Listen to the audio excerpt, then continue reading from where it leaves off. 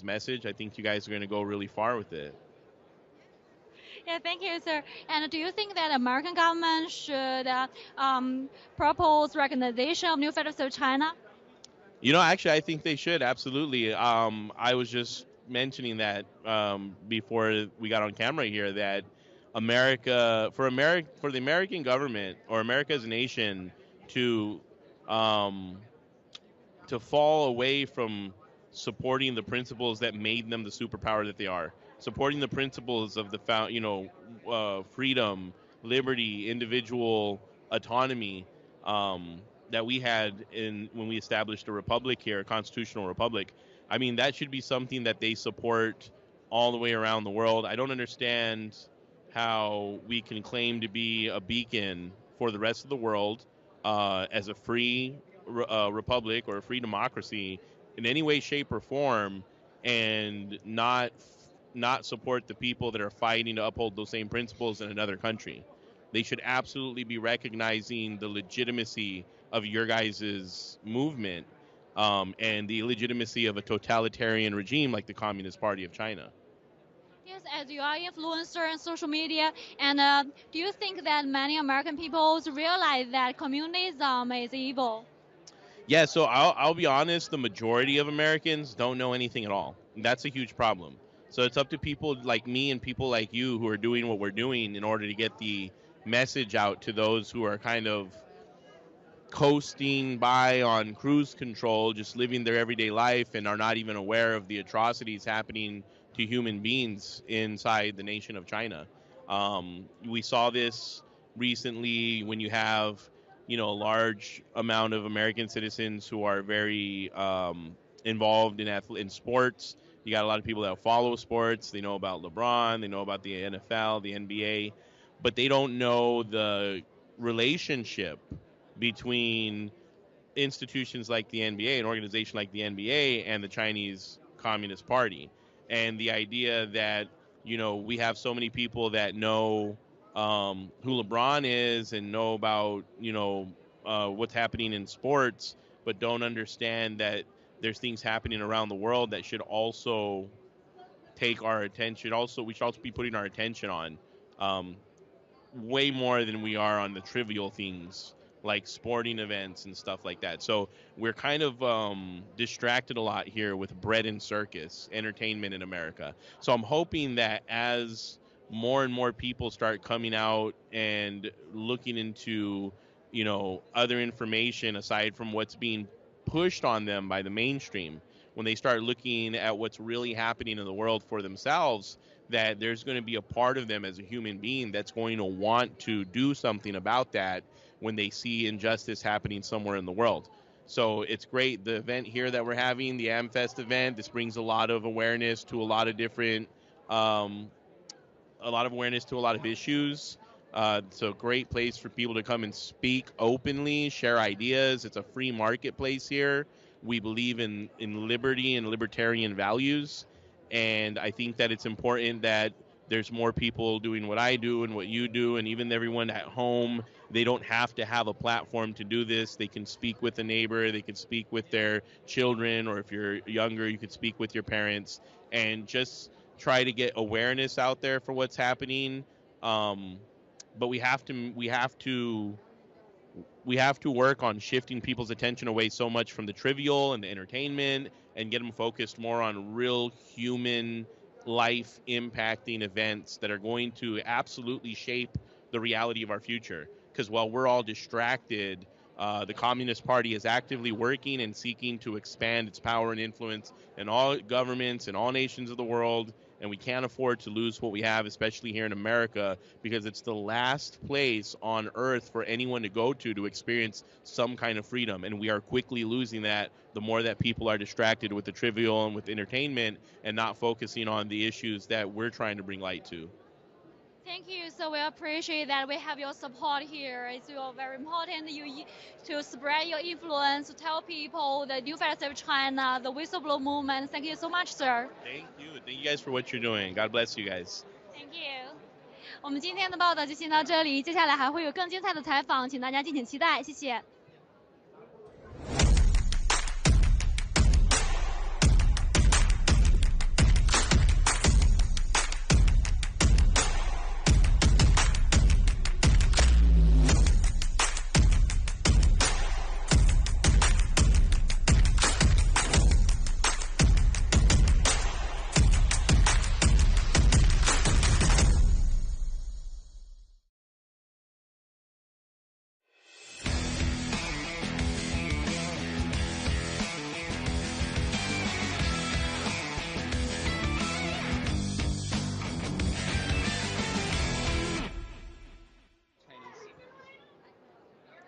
观众朋友们，大家好，战友们，大家好，我们现在在这个凤凰城涅槃行动的现场，然后我们现在继续我们的采访。So please introduce yourself to the audience. I'll let you go first. Hello, I'm Drew. I'm a student in California. My name's Eli. I'm a student at UC San Diego. Okay, wonderful. So let me ask you guys, what was your first impression when you saw our booth and your impression when you met our staff here? I mean, I was happy that there's at least some people talking about, the stuff that's going on in China and the very bad stuff that's going on there. I know I see stuff on the news. It's a very small amount of things that I can see, but I can only imagine the horrors that are actually happening over there. Well, the first thing, I'm super grateful to see a booth that is so endorses these freedom-loving values that Americans have and Americans hold, and that lots of Chinese people hold, but are unfortunately unable to express there. But I'm so happy to see a booth like this, because this booth gives information to American people who might not know exactly what's going on in China. Great, great, and we're really happy to be here and to advance our movement and to take down the Chinese Communist Party. And speaking of the Chinese Communist Party, what is your opinion on the Chinese Communist Party? Well, I mean, it's not very good, that's for sure. I've seen a lot of terrible things, especially with zero COVID. It's 3 years now it's been going on, and they tried to cover it up in the beginning. They tried to, say it wasn't coming from the lab, all this stuff that was happening that just wasn't true at all. It's like a lot of people died in the world because of that virus, and so I think that was really something that opened a lot of people's eyes to the stuff that's going on over there. If there's one thing I have to say about the Chinese Communist Party, they are a murderous regime. They kill people. They hurt people. The people in China know this, but unfortunately, they cannot speak up. They don't have the ability to speak up. They will be thrown into prison. Their whole lives will be upended. The Chinese Communist Party has upended people's lives not only just in China, but all around the world. Here in the United States, they're establishing, secret police forces all across the world. This is a regime that doesn't care about its people. It wants to hurt its people, and it cares about power and nothing but. Absolutely right, absolutely right. I mean, the CCP can no longer represent the Chinese people. They are terrorizing and killing the Chinese people. They're a terrorist organization, in my honest opinion. And the situation here is grim. And what do you think the American people should do and must do to save America from the CCP? I think it's important to continue to safeguard we have, a balance of power, 3 branches of government, and they all have checks on each other for a good reason. And the reason is so that we can keep our rule of law. And I think it's important that we keep working hard, being at conventions like this, spreading the word about things that are happening, especially you guys here, the new federal state of China. And so I think it's important to keep awareness about, what can happen if you're not careful enough in electing the right people to represent you in government. Ronald Reagan once said, freedom is never more than one generation away from extinction. I think that's very important for the American people to remember, and that a socialist is just a communist with patience. Socialism and communism look great on paper. You think that everybody is equal. They are not. People die, people starve. And I think one super important thing for Americans to remember, and a way, I think, to combat all of this from the Chinese Communist Party is don't give in. They're sending people right now to universities. A lot of people don't talk about that. They're controlling parts of the media. People don't talk about that. They're controlling some of our highest members of Congress, one of them, Eric Swalwell, was sleeping with a Chinese spy. He was still sitting on the House Intelligence Committee. I think these things need to be addressed by the American people. They need to be addressed by American Congress, and they need to be addressed by our president, who has his foot in China right now, who has his foot in Chinese banks right now. Joe Biden is no friend to the American people when it comes to China, and I think it needs to be addressed most importantly by the American president, who has not done his part.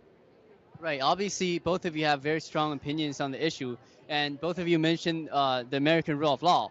And speaking of the American rule of law, our founder, Mr. Miles Guo, he's right now, the CCP is waging an unrestricted legal warfare against him and is using these corrupt American law firms to extort him. And I talked to you about the issue with the anti-Semitic sources that was accepted by the courts. How does that make you feel as a Jewish person?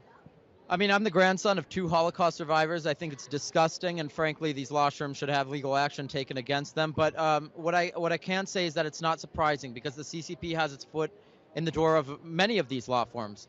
Money buys lots. Money buys a lot of things. And I think the corruption needs to be addressed, but being addressed is not enough. You need to educate the public on what's really going on in China. And if the American people aren't educated about what's going on in China, it will be here before they know it, and unfortunately, it will be too late to stop. So until that is addressed, we cannot address our own issues here in the United States until the issues there are addressed, because it will be here before we know it. Right, absolutely. And I know that you're trying to go to law school. I mean, what's the point of becoming a lawyer if there is no more rule of law? Am I right? We cannot have rule of law unless it is enforced. Otherwise, there's no point. What's the point? If these laws are not enforced, where do we go forward from there? How are we a civil society? Absolutely, absolutely. And time is running out, but let me just ask the both of you one last question. Wait a minute. Hold on. Oh, what do you think an organization like us deserve to be recognized by the international community and governments around the world? I think that any organization that is representing a group of people, it should be legitimized. It should be at least recognized as, there are a lot of people behind this organization. I know there's a lot of people watching this live stream right now. And I think that it's important that we have, organizations like this have an ability in the international community to say stuff, because if more people talk about what's happening in China, more people will be able to understand, more people will be able to boycott in their own way what's going on over there. Because I don't think that if people knew about all the organizations here, like the law firms and all those other ones, all the news, the media that have been bought up by China, if they knew about that, I think that they wouldn't be listening. They would be unsubscribing. There'd be a lot bigger of an action taken if people were aware of what's going on. So I think it's important. I'd say one thing, there's a duty and a responsibility for organizations like this to bring awareness, especially to people in China who have no voice. Because you know what? There's one thing that can come from this. It's either fight or die. These people will never be remembered in the history books if they do not fight. They will not be able to give these amazing freedoms to their children if they do not fight. These people have to have a voice. And sometimes they have to recognize there are dangers to having a voice, but there are much greater dangers to staying silent. So well said, both of you. So well said. Allow me to translate for one second. Yeah. 这两位小伙子和我年龄差不多的小伙子，就是非常的了解中共对美国的危害，中共对美国的渗透。然后这一位是一位犹太小伙子，然后他也特别清楚，就是 Paul Hastings 这个腐败的这个律师事务所对我们的郭先生做了一些什么事。然后作为一个犹太人，他非常的愤怒，就是希望美国能够彻查 Paul Hastings。It was an honor to speak with the two of you. Thank you. Keep up the amazing work. Thank you. Yes, please.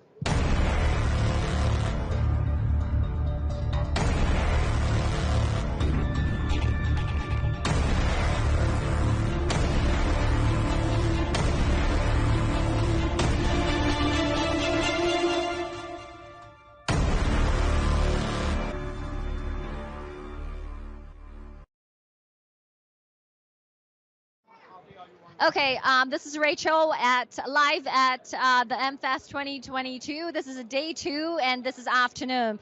And I have two very passionate people sitting with me, and we're going to talk about the evil Chinese Communist Party. First, I will let them to introduce themselves. So start with the lady.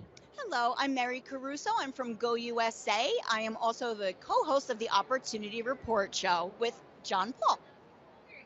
Hi, and I'm John Paul Moran from Grand Opportunity USA. We are the creators of the OpScore political credit rating system, and we are actually also driving a brand new universal Bill of Rights for the whole world. Thank you. Yes, I read a little bit, but maybe later I'll get to know more about it. So I wanted to get your view of the Chinese Communist Party. What do you know about them? Well, I'm a news buff, and I like to read a lot of news, and I like to look into a lot of stuff. So I do know that they have infiltrated the country, the CCP. I know they're buying a lot of real estate here in cash. They're also using other companies that you would never know that they're the CCP. So that's another thing. And, they're kind of giving tips to our government on how to control people. And we see what's going on in China. We see people being ripped out of their apartments, being ripped out of their homes because they said the wrong thing, or they're being locked in their apartment building. And if it catches on fire, oh, well, I mean, this is crazy, the human rights that they're doing. So We know a lot. A lot of people think that we don't. We're Genocide. here for you. Genocide. Oh, the Uyghurs. We know all of it. We know about all of it. Yep. And we're here to support you guys. And we're so thankful. And we're so happy you're alive and you're safe here. And we want you to stay safe here. Yeah, for sure. Anything to add to that? Well, yeah, I mean, the CCP, the Communist Chinese Party, is evil. I mean, it doesn't represent Chinese people. It is an evil communist dictatorship and tyranny that our forefathers fought against on a smaller level, and when we fought Great Britain 250 years ago. And the way I see it is the vast majority of people in our country, we have a rating system that shows about 80% of people, about 4 out of 5, agree on all the big issues. So we have a very united country, but the people in power they're not informed. They're voting for the wrong people because they're not informed. And there's a corrupt government that is in cahoots with corrupt corporations and government and the media. And it's really us versus them. And that's what it is. It's us versus them. And if we don't win this battle of right versus wrong or good versus evil, we will end up in one large, big, huge prison planet. And effectively, China is a prison country, and nothing. You look at radical Islam. There's 57 countries where you can be killed for leaving Islam. So this kind of tyranny is all over the world, and we're barely holding on to it in America. So my feeling is we need effectively a revolution back to freedom and liberty, and we have the majority of the human race is on our side. It's just natural human instinct to want freedom and liberty. And freedom of speech is freedom. When you don't have that, you don't have freedom. And the same with so many other things. So we back you guys 100%. And if we don't defeat this tyranny, we will all be victims of it everywhere in the world. Absolutely. That's why so many of the Chinese dissidents, we retreated to America because we believe this is the land of freedom. But it's very troubling when we actually came to the free land, but we noticed there are CCP's agents on the ground actively persecuting us on American soil using American rule of law, what the founding father has established 250 years ago. It was in the Bill of Rights. So when you find out that, when I share that with you, what's your initial thought or reaction to that? I mean, I agree completely. And, the idea of the Bill of Rights and our founding fathers document, which Thomas Jefferson's an uncle of mine, 7th generation, is rights are inalienable, God-given, natural, inalienable, anywhere in the world. And that's what I say. Everybody has the right for free speech everywhere, no matter where you live. And you have the same right to defend yourselves and have weapons to defend yourself and to unseat governments that violate your rights. And I'm not advocating for violence, but that's why we have the Second Amendment in America. And I believe we need the Second Amendment worldwide to be able to counter tyranny, and no matter where you live.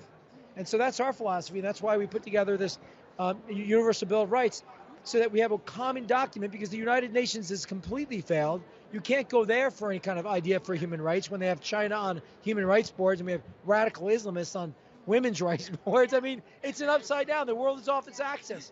So we need to fix it. And the only way we can think of fixing it is let's all agree on principles, make one big document we could all agree on, and then just start standing up to this tyranny, and we'll win it. They can't. We have unite, educate, and unite the people. And tyranny will not survive a united people. Yes, it cannot. It's impossible. Throughout history, no tyranny ever lasted, because the people say, no, we've had enough. And if you have a large population that say that, tyranny goes away. And that's how we have to do it, I believe. And we have been trying to remind our leaders that they work for us. We don't work for them. So another universal Bill of Rights is that all of our leaders need to understand, you work for us, we don't work for you. We're not doing the dictatorship thing anymore. You're going to do what we want you to do. And hopefully represent the people. We'll have a lot more peace. But they're not representing. And in our Bill of Rights, we also include that foreign governments and hostile powers are not allowed to buy your natural resources and critical infrastructure. It should be illegal, because it's a violation of the people's rights when your own government sells out your own country. which is happening in America right now. They're letting CCP. the CCP is buying all of this property, and it's a violation of our human rights. So that's in the Bill of Rights for everybody in the world. No foreign government should be able to, or hostile corporations should be able to be allowed to buy the essential resources in your own country. You know what? That should be a human right we all agree to. That's right. I felt the passionate you have. You know, it's very contagious. I know it's coming from your bloodline because I'm honored to be here talking to the seventh generation of Thomas Jefferson, so who the creator of the Bill of Rights, right? No, Declaration of Independence. He wrote the original draft of the Declaration, and John Adams and others were involved in it. But he wrote the original draft. He was the brains behind the Declaration of Independence. Yeah, I mean, I feel like he nudges me. He's like, John Paul, you got to do something. I'm like, no one else is doing it, so. You're going to support the new federal state of China at US Point, Turning Point USA at AMFEST 2022. Yes. And Mary, yes, fight for freedom. And Mary, when I talked to you, you actually told me you knew Miles Guo. Yes. The leader of the movement. Yes, I've been following him. I'm now kicked off Twitter for life, but when I was allowed on, from 2016, I've been following him. Oh, wow. Yeah. So what do you think of him? Yes, I think he's amazing. I think he's a fighter, and I'm so proud of him, and I've seen him get destroyed, and they've tried to destroy him, and he just keeps fighting back, and we need more people like Miles, and we totally support him. So I told you there are unrestricted legal warfare that the CCP wage against Miles and against the new federal state of China. They throw those fake lawsuits at him. There's 70 plus fake lawsuits in America, okay? Throw at him and use fake forged documents and fake witnesses. So what do you think America should do, especially the government or the big letter agencies, what they should do to stop those things happening in America?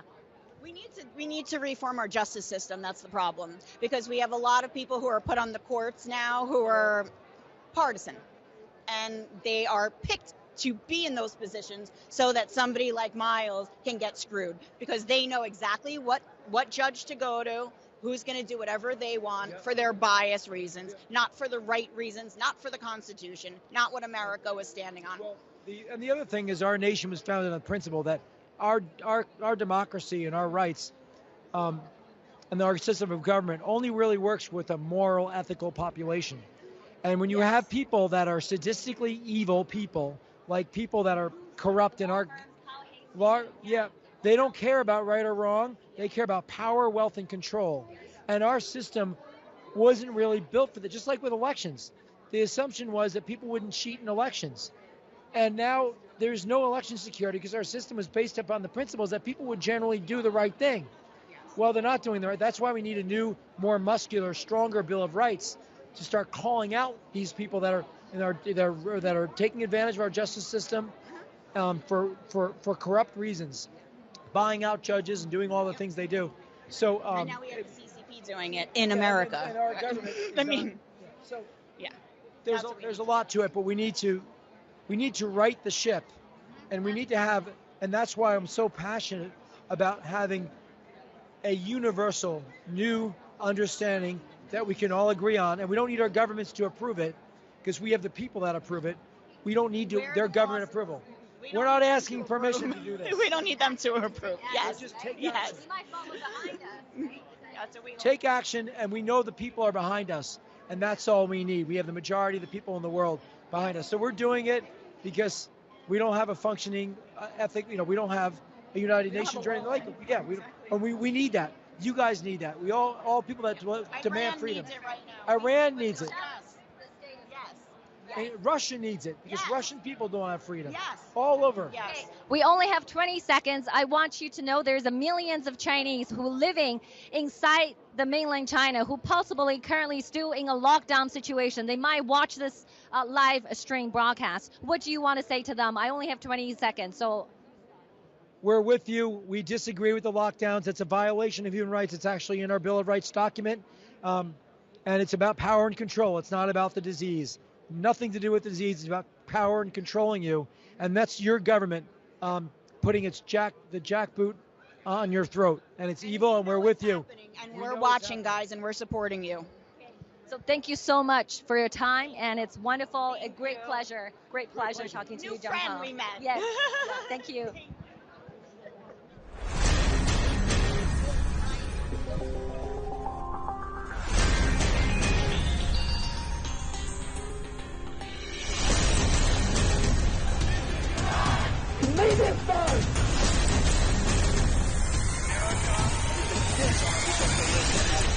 We get to live in America.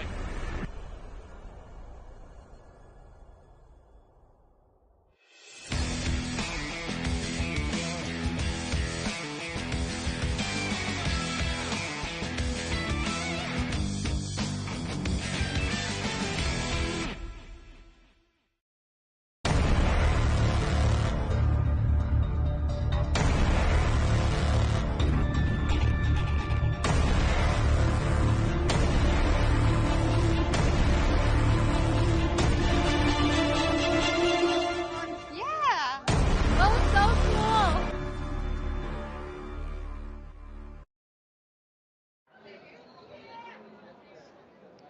Hey everyone, this is Evelyn, and right now I'm interviewing and a very exciting guest. I'm really excited for you to come. Please introduce you a little bit. I'm Bobby Herbeck, and everybody's excited here in Arizona. It's my first time at this event, and I came by and saw this, and I'm absolutely blown away by it. I have goosebumps. I was telling you, my friend shot the documentary in Tiananmen Square in 1989, Ed Noctrieb.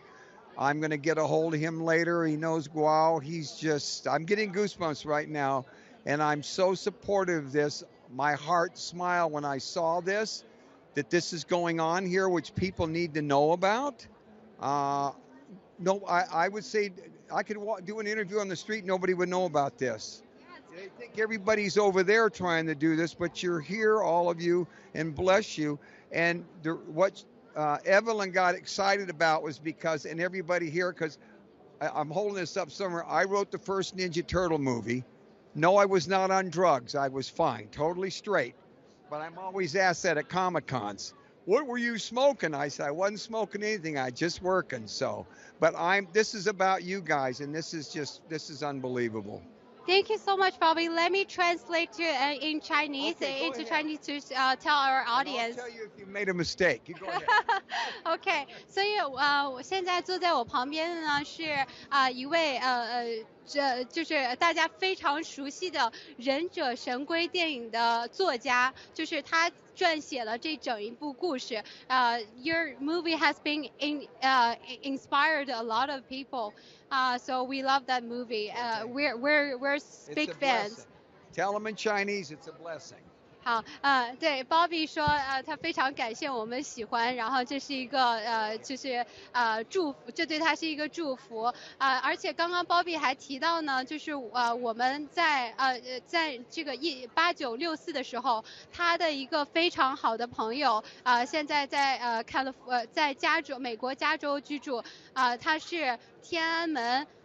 大屠杀的这个摄影师，他录下了整个天安门大屠杀的这个片段，然后做成了我们非常非常熟悉的这个纪录片在网上就可以找到这个纪录片Yeah, invite your friend here. Correct. You said that. She said that. Perfect. That was perfect. Thank you so much, Bobby. Thank you. So let me ask.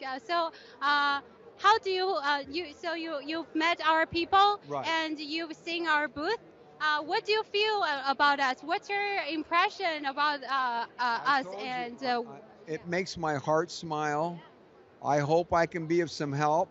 I will get this is all about word of mouth. People finding. I know you're on the internet, but people need to know about this. I mean, but I don't come here today.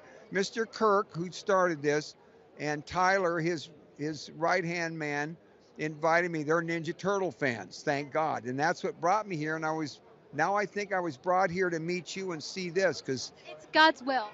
It is, absolutely. It's God's will. And this is amazing. I almost could cry, but this is I'm proud of all of you. This is wonderful that you're doing this for those people over there that want to fight this, and it's good to know that they do. And we here in America saw a couple of weeks ago there was an insurrection of sorts, and once again they beat them back, but you just got to keep doing it. And I'm sorry, I'm being political now.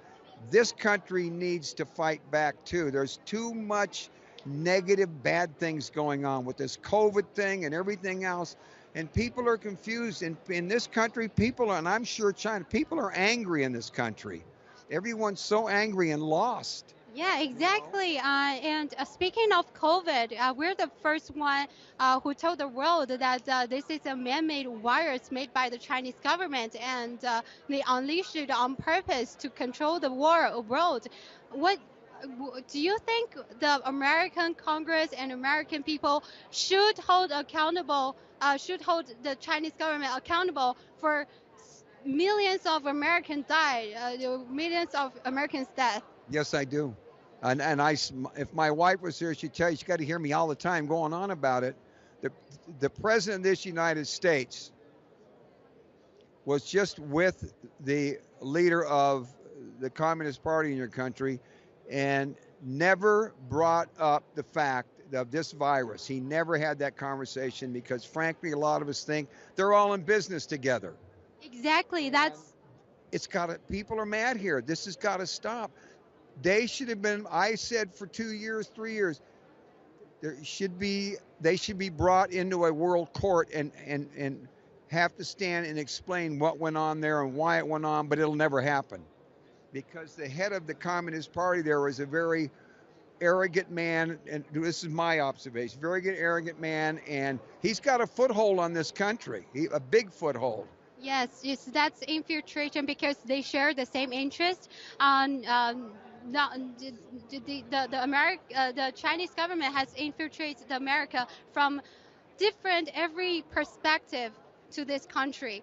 So, for example, like what I told you about Paul Hastings and O'Melveny, they do this kind of thing. They persecute Chinese dissidents and collaborate with the Chinese government as a Chinese government agent, but they never registered.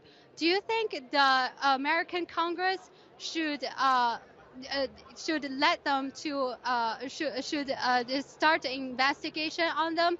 And if they are Chinese government agents, like what we said, should they hold accountable? Sure, but there's a whole new world order that seems to just be going in the wrong direction, and we just had a recent election, and once again, a lot of us, and especially in this state and beyond, was corrupt. The whole process is corrupt, and as long as they can keep doing it, they're going to do it. We did get Congress, and hopefully we'll see. But we have a problem in that a lot of the Republican congressional people jump the fence when important votes come. They're called rhinos, Republicans in name only. That's what that means if you don't know. And that's a problem. So we got to save the world. We got to save this country. I'm involved in this state, in my party, for my grandchildren. I've had a good life. I grew up in the best time in America. Some bad times. Vietnam was a bumpy time, and the assassinations of the presidents and Martin Luther King and the other people. But overall, we grew up in the best time in this country. Now, this is not the best time, right? And I don't think it'll ever be what it was. Yes. Like you and young people, you're our only hope that you're doing this, and whoever else is involved in this. We need more of this. We need this for our own country. We need to fight back as well. Yes, America. We're all in this world together. Exactly. America is a land of freedom, but now the Chinese government is trying to tear apart the foundation of America. It's freedom. They've been censored us. We don't have a freedom of speech really anymore. The media is run by corporations. There was a movie before you were born called Network that was about the media corporations taking over the media. It's happened. Hitler's first assignment with the brown shirts back before he took control was that we must get control of the message first, and that's what China does. They get control of the message, And that's what Russia does, and that's what this country's doing now. They're putting the message out. And there's certain things I can't say right now. I could be out in the entertainment business if they knew what my beliefs. It's very liberal, and it's you work underground in this country in this day and age in my business. Yeah. So You can't be a conservative. yeah, I totally can understand what you're saying because we're facing the same issue because the infiltration of the Chinese government. So do you? We're running out of time, but do you want to say to our 500 million supporters a few words to encourage them? First of all, I say God bless you. Don't give up the fight. You know, there's nothing to be gained if you don't go fight for it, which is what I'm doing now. I could just sit back the rest of my life and do nothing, but it's time to give back. Think of your loved ones, the ones that are gone, and work to get, you know, us like in our country, people gave their lives during wars, and they're like, people don't even care anymore, and they should. This is a great country, and you have the greatest history in the world. And don't let them take that away from you, and don't give up the fight. It's numbers. We outnumber them. We outnumber the bad guys, and just hold on to your belief and hold on to God if you have a God. Just have a faith and fight to the bitter end. God bless you all. In America, it's Christmas time. What is it in China? 圣诞节. Okay, so in China, is it Christmas? Okay, so Merry Christmas in China, and I know Chinese New Year is always fun anyway. Thank you so much, Bobby. God bless you. God bless you. Thank you. And you will surrender. Let the bullets fly a little longer. We will have freedom to live. We will win. You'll surrender. Let the bullets fly a little longer. Let the bullets fly a little longer. Let the bullets fly a little longer. Let the bullets fly a little longer. Let the bullets fly a little longer. Let the bullets fly a little longer. Let the bullets fly a little longer. Let the bullets fly a little longer. Let the bullets fly a little longer. Take it down. The evil CCP. Welcome back. My name is Zhang. Standing behind me, with me is Lydia and Andy. Well, nice to meet you guys. Well, welcome to join us. So, could you give us a short introduction of what you guys are doing? What your affiliation is? Sure. You want to open for us, babe? Sure. Yeah. My name's Andy. We met at Timcast, where we were both working. She was the producer, and I was doing the tech stuff. And since then, we've moved on to now she's an independent podcaster, and I'm working with Public Square, which is a directory of businesses that don't hate us and don't hate freedom. Yeah. And this is my wife, Sour Patch Lids. Yeah. Thank you, Andy, my dear husband. So I am an independent content creator on YouTube at Sour Patch Lids, and I also produce a podcast with Nick Freitas called Making the Argument. I love talking about these ideas. I think it's very important that we have these conversations, and I'm so glad that we live in a country where we can. So thank you so much for your work, too, and thank you for having us. Well, it's nice of you to join us. You guys talk a very big words, that independent, right? So you're independent influencer, and you work for independent but right now you're in Public Square. It's a platform for independent voice, so I really admire that work. So as you can see here today, we a bunch of Chinese expatriates were hanging out here in AMERICAFEST. We're doing the same cause for the independence to the Chinese people. That's why we're here. So you probably you hang out over there for a long time, as I know. So we will probably do a record because we have really heavy schedule here today. But it's nice that you guys receive our interview here. So we've just talked about who we are and what we did in the past 5 years. And it starts with a live broadcast, which was issued by Mr. Miles Guo. He's the very founder of a movement. But at that time, it was called the Whistleblower Movement. And then in year 2020, we do have our former name, which is now the New Federal State of China. So we choose June 4th, our birthday. It has some meaning because we just commemorating those who sacrificed their life during the Tiananmen Square. It was happened on year 1989, June 4th. So our deed here today, I think, is a continuation of what those heroes did. So tell me, what's your feeling of our booth here, and what's your feeling of our cause? Yeah, just whatever it is. Yeah. I can handle that for you. Yeah. Okay, cool. So I love your booth here. You guys are doing great work, and you're very popular. So I'm very excited for the influence that You you're guys are having. great at promoting what you're doing. Yeah, that's very important because you have to be able to market it properly to get your ideas out there. I think you guys are doing a great job of that, and hopefully you can keep that up here and at other conferences like this across the board. Doesn't matter which party it's in alignment with. I hope that everybody can hear your message and take it to heart for sure. Thank you for having us too. I think that's something even Democrats can get behind is people understand that the Chinese Communist Party is a really dangerous force in the world, and it's basically probably an eighth of the world's population living under essentially a slavery system. But I mean, what's coming out of China right now is a lot of images of brave people standing up against it. And I mean, obviously, one of the most iconic, like, pro-freedom images you'll ever see is the famous photograph from Tiananmen Square with the man standing in front of a tank, and that's what it's all about. Oh, there it is on the screen over there right now. Moment. Yeah, that is such an iconic moment in history, and I think it kind of sums up all of the 20th century.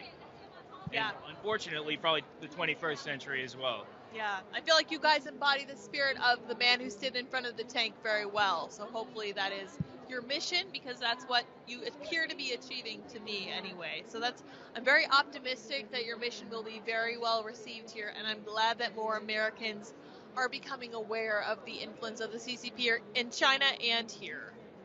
Thank you so much for your encouragement. For the last 2 days, so we've been here for 2 days, we do receive a lot of endorsement or encouragement or support from by either Arizona people here and by the neighborhood here. So our campaign just here shows we are peace-loving people. We do devote to our communities. But as we discussed, you probably never seen any single piece in the past 5 years of our reports. So they're neither from the social media nor from the mainstream media. So do you think it's a concern to the media, public media or social media? Do you find is anything wrong with it, or what's your opinion on this phenomenon? Well, no, there's nothing wrong at all with it. Yeah, everything seems fine. No. It's very clearly motivated by the same goals that the CCP has in mind, and I have no doubt that a lot of these organizations are hugely funded by CCP money, which is a serious problem. That's very much a weakness. Very easy to fall for somebody who can pay you a lot of money. And obviously that's where we're at, since we have lost track of our personal morals and principles that we used to have as a country. And that's kind of the weakness that the CCP is exploiting right now. And I think that's something that part of our reasoning for trying to get back to the actual things that inspired American founders in the first place is so that we can do things like repel the ideas that come from the CCP. It's one of the most important things we can do. I think one of the best things you can do for the Chinese people, if you care about them and their freedom, is to shop American. Because, I mean, just giving money to these corporations that are using basically slave labor, a lot of times literal forced slave labor in prison camps, and people who are essentially have no other option than to work for these companies for pennies on the dollar. And when you shop American, you starve that system. The less that system can be propped up by American businesses, American money, the less influence they're going to have on the world, and the less influence they're going to have in their own country even. Yeah, correct. And not only does that help the American people have that industry, it also starves the CCP of those dollars that they need to blackmail other people and to cause trouble for people who are trying to do the right things, like I think that Miles is trying to do. So, yeah. I think, you made very good points. As we've discussed, Andy mentioned that communism will ruin itself because it sees every power. It denies every cherished belief. And that's why you could see some news feed that tells that, oh my goodness, I love that, right? So, yeah, I love that. So that's why we see a lot of news feed that says that China is seeking for probably the direct currency exchange with crude oil probably, but that shows you that the communist China right now is in danger because there's a lot of due to shutdown and zero COVID, there's also a lot of protection over there. So what do you think? What would you want to say to those who still suffer from the communist brutal regime? What's your words to them? Oh, wow. To anyone who's standing up to the CCP, I would say to continue. It's very important that you show people that it can be done, and especially to the Chinese Christian church, it's extremely important that they continue in their faith. And I know that it's hard. I know that it's challenging, and it can even put them into prison and put them into all kinds of horrible situations, but that is the most important thing that they can do, is hold on to that and pursue it wholeheartedly. It's so important that you understand that you're not alone, and that there's billions of people out there who really do care about freedom, and really do care about the future of humanity, and making sure that we remain a free species and not some kind of transhumanist, divergent species of slaves and masters. You're not alone, and there's a lot of people out here who are rooting for you, and just don't forget that. Yeah, and to the Christian church, you are certainly in the hearts and prayers of American Christians. I know we don't have it as hard. I think that it's kind of made us weaker for sure. You guys will certainly be in a position of strength going forward. Oh, that's powerful. Wow, thank you so much. Thank you for joining us. Thank you for being with us. So I think a lot of Chinese people will hear your voice. We stand with them, so we will adhere to our ultimate goal, that is taking down the CCP. It's safe for everyone. It's safe for not only Chinese people, but the people worldwide. Thank you again. Thank you for joining us. Thank you again. All right. Thanks. Don't forget to go to publicsq.com and go to sourpatchlids.me. Yeah, thank you. Thanks so much. You're so kind. All right. Thank you. Okay. 好了，我们这个报道即将。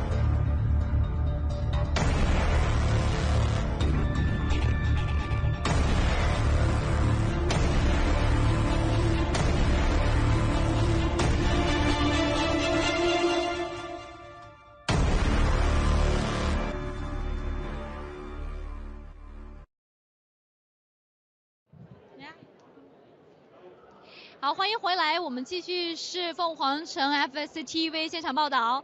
Hi Anna, please tell us your name and what do you do for work and where you're from?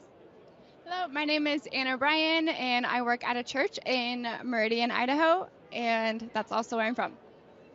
Yes, and when you learn that the Communist Party, they treat the people like this, and what do you feel? What's your view of Communist Party?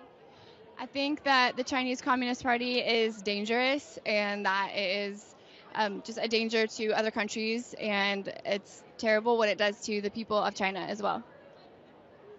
And you told me that they infiltrated in schools, and can you tell the audience about this? Yeah, I think as an American, it is so sad to see the ignorance of American youth to communism, and in a lot of schools, and even my own experience in school, I heard from teachers and professors that were promoting socialism and communism, and I just think that is terrible when you speak to people that have lived through that and have, or you look at history and the results of communism, it's terrible. So it's very concerning as an American to see what's happening among America's youth, and just the ignorance and the propaganda that is promoting communism. So I think it's really great to see this movement and to see that there's people that are making it loud with what is happening, just the realities of communism and what's really happening with that. Yes, and you check out our booth and talk to our members. What do you think of New Federals of China, and do you like it? And do you like the White Book, the Declaration of New Federals of China? Well, I look forward to reading the White Book more closely, but just what I've seen and learned so far, I just think it is really great to see that there are people that are banding together, that there are Chinese people that are banding together to restore China, to restore the beauty and the culture and the history of China, and to take down communism, because it is, as I said, it is so dangerous, and it has done a great just misdeed to the Chinese people, and I think it's really great to see an organization that is creating a movement of people to stand up against that. Yes, and what are you gonna tell to your friends and your family about this, and what do you want to do to support the new Federals of China? Well, first, I want to learn more about it and follow you guys and just see what you guys are doing and tell others as well. It's a good, awesome avenue to stay educated even on what's going on with China, and the hope that there are people within China that are waking up to communism and have the courage to stand up against it. So I think the first thing I'll do is to learn more and then to share with my friends as well. Yeah, thank you so much. Thank you for support. I know you come back to our booth many times, and so many supporters. Yes, we are so appreciate that we have a freedom here to set our booth here. Yes, and what's your impression on the new Chinese people? What is my impression of Chinese people? So far, very friendly and very kind, and I think this is a really cool movement, and it gives a lot of hope to the future of China and the strength and the courage of the Chinese people to stand up and to fight for the freedom of their own country. Yeah, thank you Anna for the interview. 好，我们今天的采访就先到这里，我们后面还会有更多精彩的嘉宾来到这里，谢谢。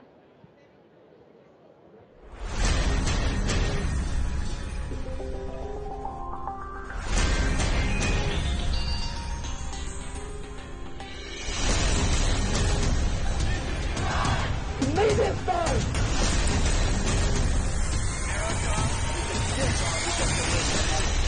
get to live in America.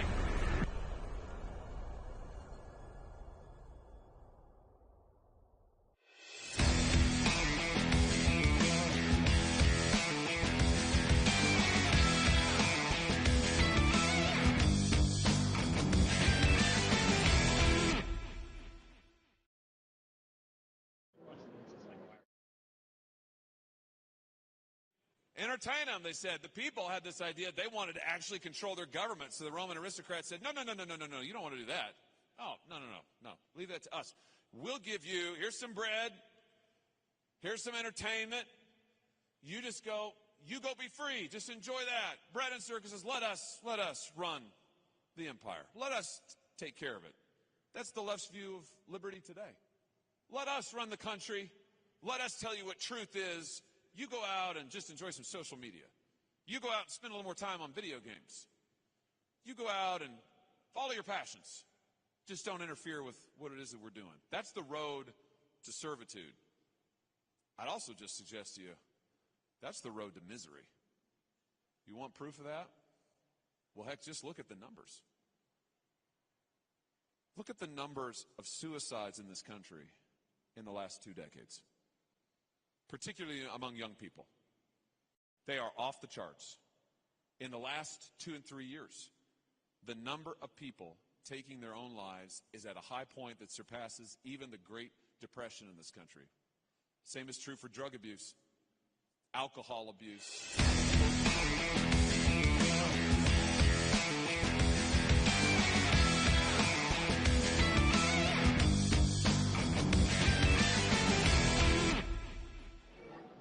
All right. Hi, everybody. We've got yet another great interview here at AMERICAFEST 2022 for the new federal state of China. This is a very special guest. I will let him introduce himself nonetheless because some of our followers in mainland China might not be familiar. So go ahead, tell us your name, where you're from, what you do. Thank you. Name is Matthew Tiermond. I independent journalist of sorts. I do a lot of different things, but usually my beat has been Europe. Recently I got very involved in covering Latin America and Brazil. I'm still covering several things in Europe. And a lot of my focus is fighting communism and exposing the CCP penetration into certain regions and geographies. Frequently Europe, the EU, there's so much influence peddling going on there. And Brazil, right now, I think a lot of people around the world are starting, especially on the right, to understand that the Brazilian election was not a clean election, that massive protests not covered by the global media tell you something is up. And the history there with Lula da Silva, who ostensibly won, but the most people in Brazil believe it was stolen, He had very, very close ties to China in his government. He was eventually convicted, kicked out of government, convicted, put in prison for selling state assets to the Chinese. He is sort of the tip of the spear of Latin American communism, co-founding the Forum Sao Paulo in South America in 1990 with Fidel Castro, who has been sort of the father of this hemisphere's communist movements all across Latin America. And they founded this in 1990, specifically because the Soviet Union was breaking down and they needed to come up with their own mechanisms to, build out Workers of the World Unite. And they incubated every communist leader in South America. We're talking Chavez and Maduro in Venezuela, Morales in Bolivia, Ortega in Nicaragua, Kirchner's in Argentina, more recently Petro in Colombia and Boric in Chile. These are all in their web of communist-educated Marxist revolutionaries who are taking control. And Brazil is the bulwark, and Bolsonaro held them off. Even though there was some trade with China, he did not want deep Chinese penetration, despite all of the money that was coming in. He recognized the risk to sovereignty that existed from that. And now we see Lula's trying to be seated by his own Supreme Court justices. They got him out of prison. They put him on the playing field. They helped steal the election for him. Now they're imprisoning protesters, deplatforming people, even closing bank accounts this week. They arrested 80 protesters, raided them, took their devices. So it's very fraught. And if Brazil falls, then the Chinese Communist Party has almost total control of South America, given the close connections. At the same time, in Europe, I've been covering a very unique case, or maybe not so unique, which is the sad thing, of a European parliamentarian on the right, no less, a member of the AFD party, a guy named Maximilian Kraj, who I exposed on cdm.press, a very tip-of-the-spear outlet that I write a lot for, that really allows me to run out some of the more risky stories. We're not afraid of getting pushback from the targets of our investigations. And this guy has been saying for the last few years, since he's been in politics, that the Uyghur camps in Xinjiang don't exist. It's all a Western narrative, that Taiwan will eventually be reunified with China, as it should be. I exposed all of his public comments, his interviews over the years. He is on the People's Republic of China Facebook page, wishing them a happy anniversary on their 70th anniversary, doing an interview with them. He's been doing Huawei and Sinopic paid trips to mainland China for years. So he is an odious fellow, and tomorrow we'll release a story about his connections and his rhetoric about Qatar, saying things like nobody really died in the Qatari Doha stadium build-outs ahead of the World Cup, when even leftist, rightist, centrist groups, all the human rights groups have exposed and proven that many thousands, maybe 6,000 to 10,000 people, the slave labor for India, Bangladesh, Nepal, all of these people died in the construction of this, and the Qatari government says, no, it's nonsense, and he echoes their rhetoric at the same time as what's broken out in Europe is one of the biggest scandals ever to European Parliament, what they're calling Qatargate, where a senior member of European Parliament, a vice president named Eva Kaili, a Greek socialist, PASOK member, PASOK, she was just arrested, her staff, her boyfriend, for taking money from the Qataris to then stump from them on the floor of the parliamentary floor and say that, we need visa-free travel for Qatar, there's no human rights abuses, all this nonsense that we all know, if you live in the real world, is nonsense. So there's a lot of corruption, and I applaud the NFSC for, taking it to China and exposing everything that you guys are doing and making it loud, making it visible for people to know they're not alone globally in their fight for freedom and sovereignty in a real free and open society in the right way. Well, thank you. You answered about 10 of my 15 questions all in that one response, but I will ask you a little bit more. How likely do you think it is that just Americans nationwide and people in the West catch on to the real active need to fight communism, to fight its infiltration already in the United States? I mean, there are law firms, prominent law firms, Paul Hastings LLP, O'Melveny and Myers LLP, coming after the founder of the new federal state of China in outrageous ways. I mean, at partners at these firms signing documents saying, in court documents, citing widely known anti-Semitic outlets, for example, just saying it's totally okay and believable information, similar to a lot of the stuff that you've reported on. How likely do you think it is that Americans will catch on, and what else can be done other than just spreading the word as we're doing now? Well, the Communist Party USA has been, and this is, Bill Browder's grandfather, or I think his name is Earl Browder, was head of it. They have been infiltrating the USA almost since right after the Bolshevik Revolution, 20s, 30s, 40s. There were Marxist groups within the union movements. You go back to Chicago and Haymarket. These were Marxist groups that had adopted Marxism even before the Bolshevik Revolution. So communism has absolutely infiltrated a lot of high levels academically, in the media. A lot of useful idiots, fellow travelers in the ivory tower are promoting it. More recently, with China, obviously there was some coverage, Tiananmen Square, the one-child policy, the murder of infant females. Americans do know about it. They're not as aware of what the CCP has done in more recent years, using Huawei, for instance, or TikTok. It's interesting to see TikTok. You've got the Attorney General of Indiana, Todd Rokita, making his position in the state government as AG, making a federal case out of it and trying to push TikTok out of America. And you've got two FCC heads, both on the left and the right, under Trump, Ajit Pai, and now Brendan Carr. What's that? Two FCC heads also declaring the threat that TikTok exists because the Chinese are playing a very long game and they want to have full psychographics on all of American society. I think people are more and more waking up to it, but it's still necessary. No permanent victories, no permanent defeats, eternal vigilance for freedom and democracy, and we just have to keep fighting. Well, thank you so much for the interview. Thank you so much for your support for the NFSC and aligning with us publicly. So thank you again. Have a good, enjoy the rest of the conference.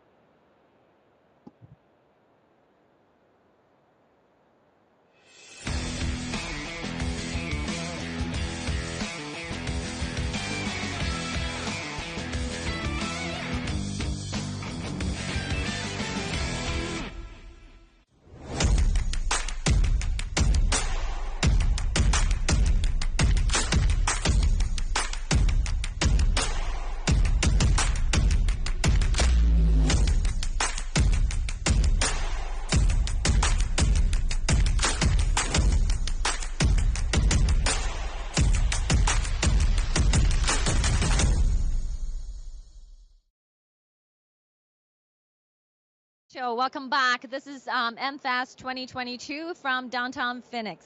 And sitting with me is the State Senate, Wendy Roger for Arizona. So thank you so much for agreeing to take the interview with us. Because the first day of the conference, I have to tell you, we've gathered so much support from Arizona and Phoenix. And we thank you from all walks of life, businesses, small mom and pop, politicians, journalists, and thank you for making a state such a great state.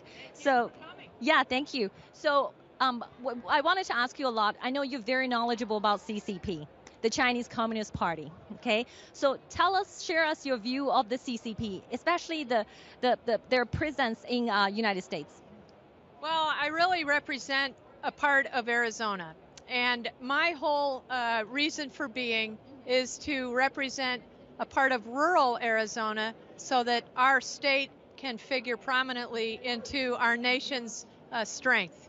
And I've never visited China.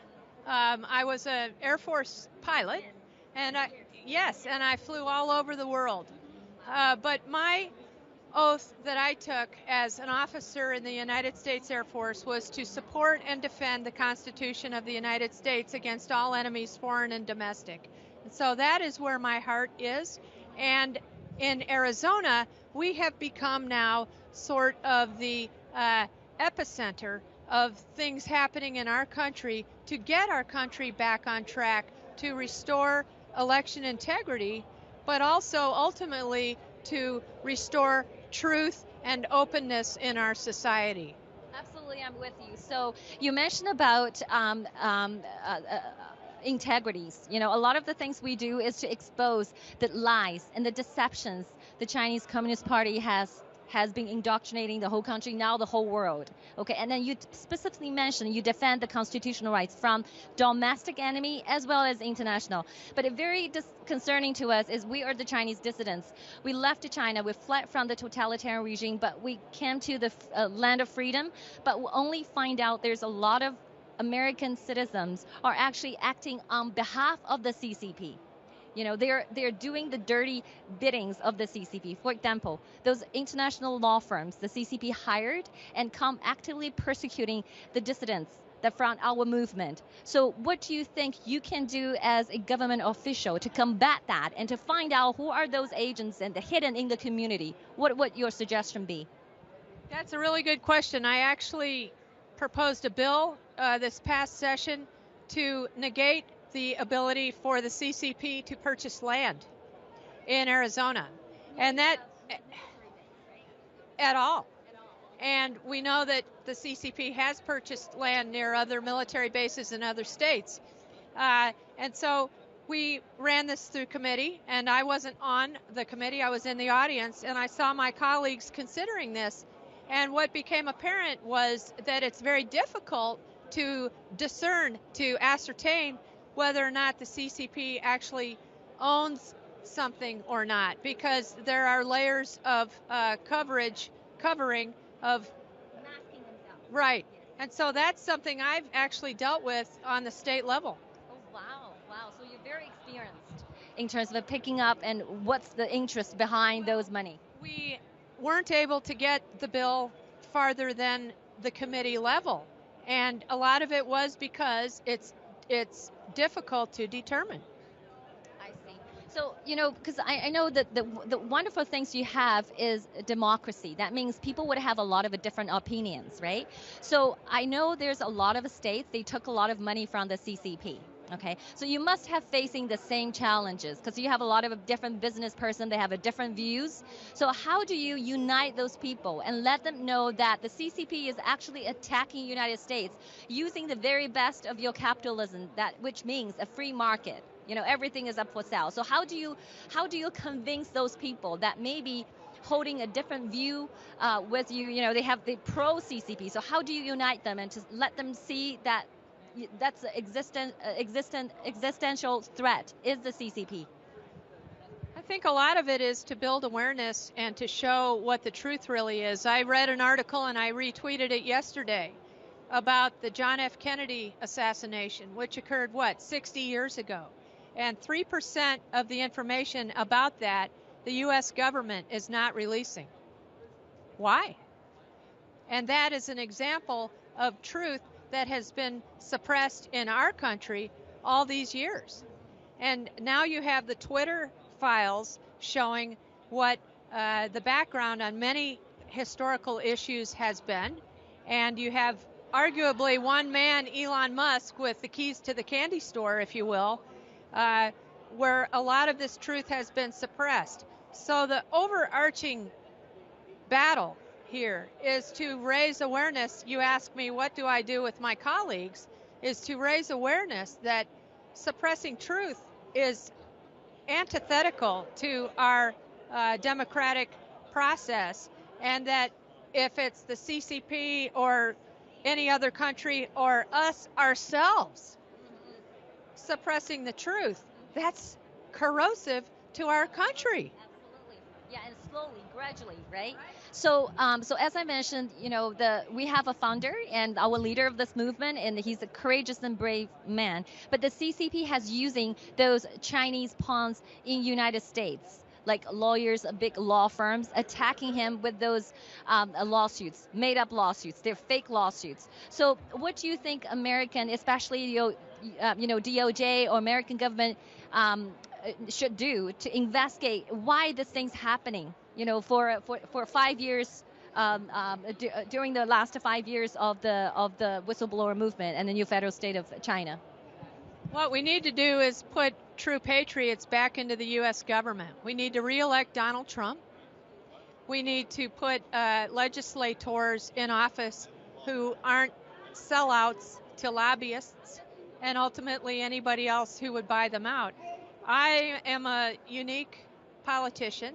I do not accept 1 penny from lobbyists. I'm the only politician I know who can say that, yet I fundraise more than anyone else from small dollar donors all over the country, even though I'm an Arizona senator.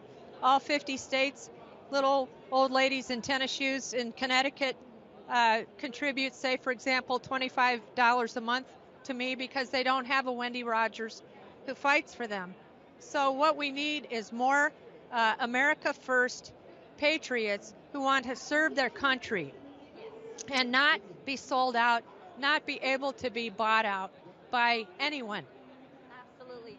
And He also speaks to the power of the people, right? When the little mom and pop and want to donate and they were fully informed, they know who truly represents them, then they can make the right decision for the country, for themselves, right? So that's absolutely right. So we have a lot of Chinese folks at this moment watching this live and via the VPN because they're locked behind the firewall. You know, in a totalitarian dictatorship, they don't have freedom, okay? Anything they do was watched closely by the dictatorship, by the evil Chinese Communist Party. So what would you want to say to those people who are on their journey seeking the freedom and democracy that Americans has been enjoying since 1776? What do you want to say to them?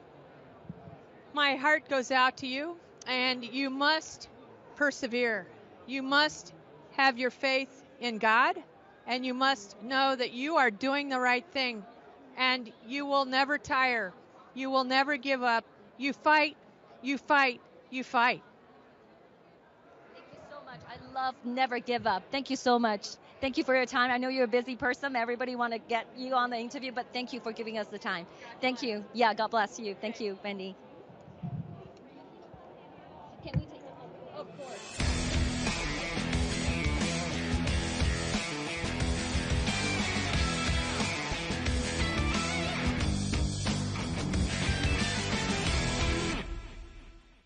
Go to the game just to say I participated. We don't pass out participation trophies. We show up to win. We show up to win big. And if you don't plan on winning big, you might as well go home today. But we plan to win in an impressive manner. When I had everybody stand up the first time, I had a couple things I wanted to say, but then I realized there was way too much stuff I want y'all to say, and that was going to take too long. But one thing I wanted to have you guys say was that united we stand, right? That's one of the most beautiful concepts that I've ever heard. It's the most true concept that I've ever heard. Biblical concept that united we stand. There is nothing or no principality, power, division, devil can stop us when we're united. They can only get you when you're divided. You catch these cowards out on campus, they'll yell at you when you're by yourself. They'll call you a racist, throw some juice on you. When I was on campus,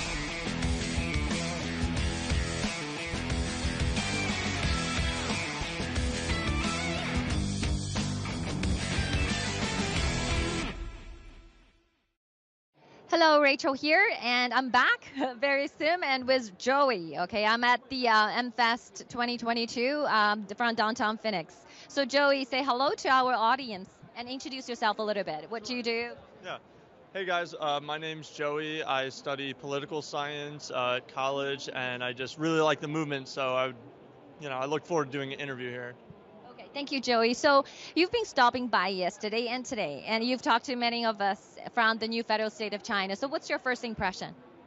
I like it. I think you guys make a good first impression. You guys seem really knowledgeable about everything and really enthusiastic with the cause, and I couldn't agree more with the stuff you guys say.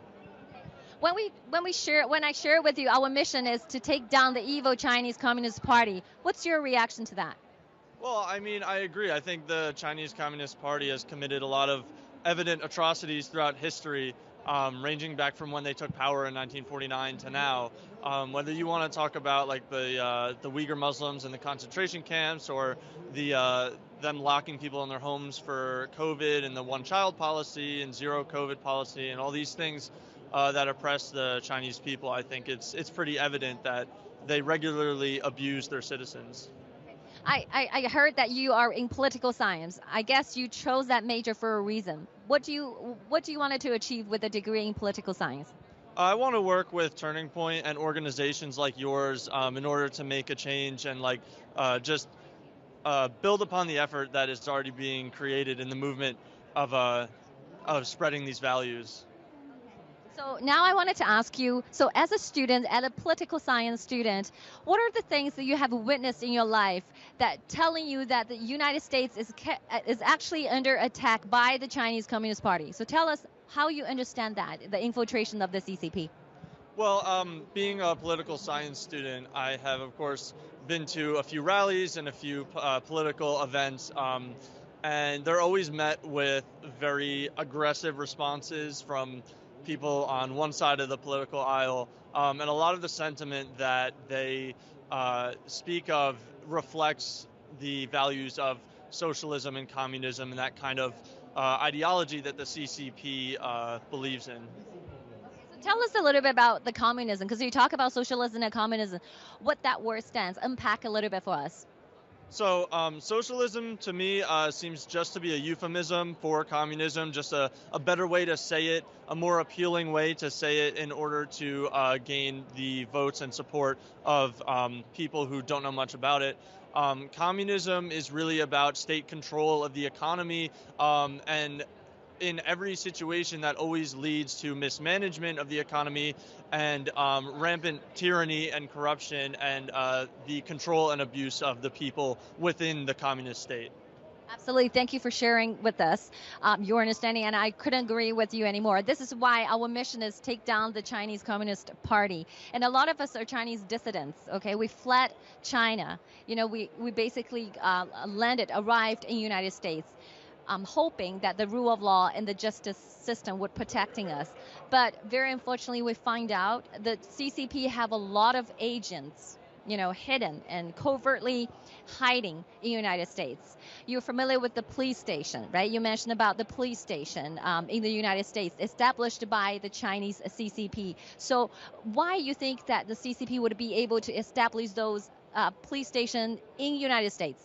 I think the CCP is able to gain an influence in the U.S. because ultimately our politicians do nothing to stop it, and our culture does nothing to stop it because we economically are intertwined with China so much to the point where no one wants to speak out about it because they don't want to lose the economic connection to the country. So how do we solving that problem? Like, you know, because I know this, as a young students, you must be very innovative. You want to challenge the status quo. So, in your widest dream, how do we solve that problem? Well, I think under the previous administration, the solution was demonstrated pretty well in terms of the importance of American independence and producing our own things so that we are not reliant on other countries that go against our values. Because you mean bring job back to manufacturing job back to the United States? Yes, jobs, manufacturing, production of all kinds need to be done in the U.S. so that we can avoid being subject to the differing morals and values and laws of other countries. Okay, so that's definitely one solution. Okay, so what do you think about, because the ironic thing is the Chinese Communist Party has committed the most egregious crime against humanity, but they're sitting on the UN Council and voting for the Human Rights Council. So why that's happened? Do you know why that's happening? Well, in my opinion, I think it's because other powers other than the U.S. Act the exact same way. They benefit from it, and it's not in their interest to speak out against it. So they just kind of let all the atrocities slide, and thus you get China being on the council.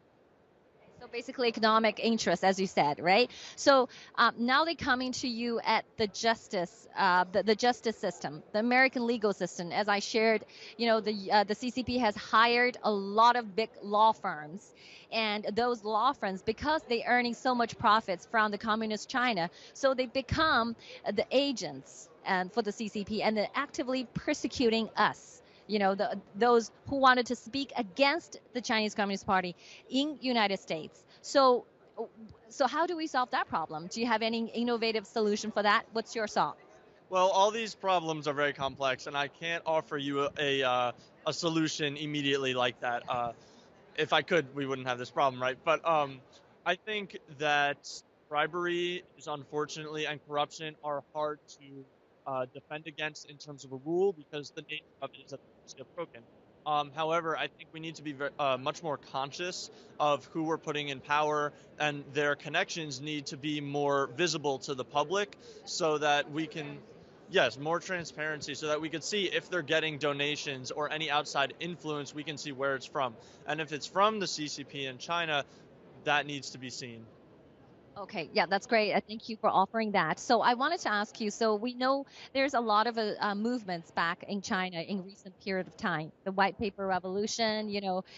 So do you think the Chinese people worth risking their life and to say no to the evil Chinese Communist Party, because I share with you, 25,000 of them actually being detained after the white paper revolution, after they holding a paper on the streets. So do you think that the Chinese people should keep doing what they're doing and hoping that one day we can overthrow the CCP? Yeah, I think I respect the Chinese people a lot for what they're doing and protesting, because it is a very horrible situation where it's unlike in America. When they protest, they're met with police beatings and tanks. So I think it takes a great deal of courage to do that, and I support the fact that they do that. And I think they should continue to fight for their freedom and what they believe in, because that's the only way that they're ever going to see change.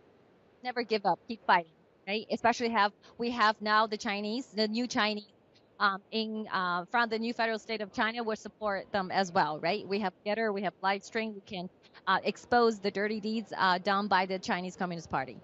Correct? Okay. So right now the Chinese Communist Party is in the United States.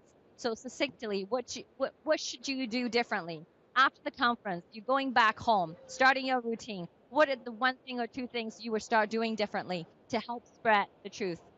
Well, number one, just gather more data and research on this topic, and just be able to spread that with people I know, so that they can kind of see what's going on and have their eyes open to the situation. And also just getting involved with organizations, grassroots movements that have these values and want to help the current situation. Awesome. Thank you so much, Joey. And thank you for your time. And yeah, you're great. Thank you. Thank you.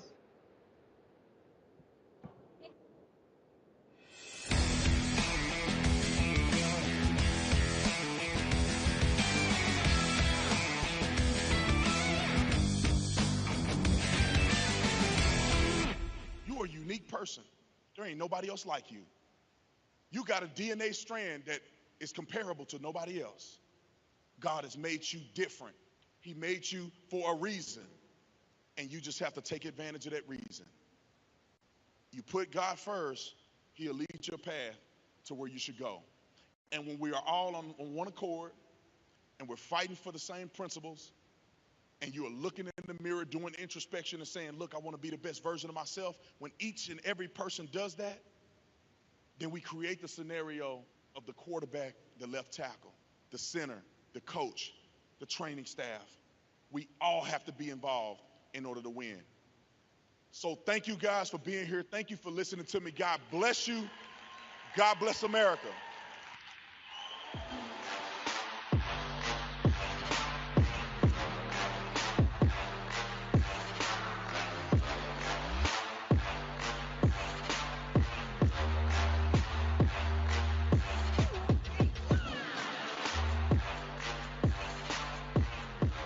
Well, hello, AmericaFest. My name is David Bonson. It is a real honor to be with you. I am the creator.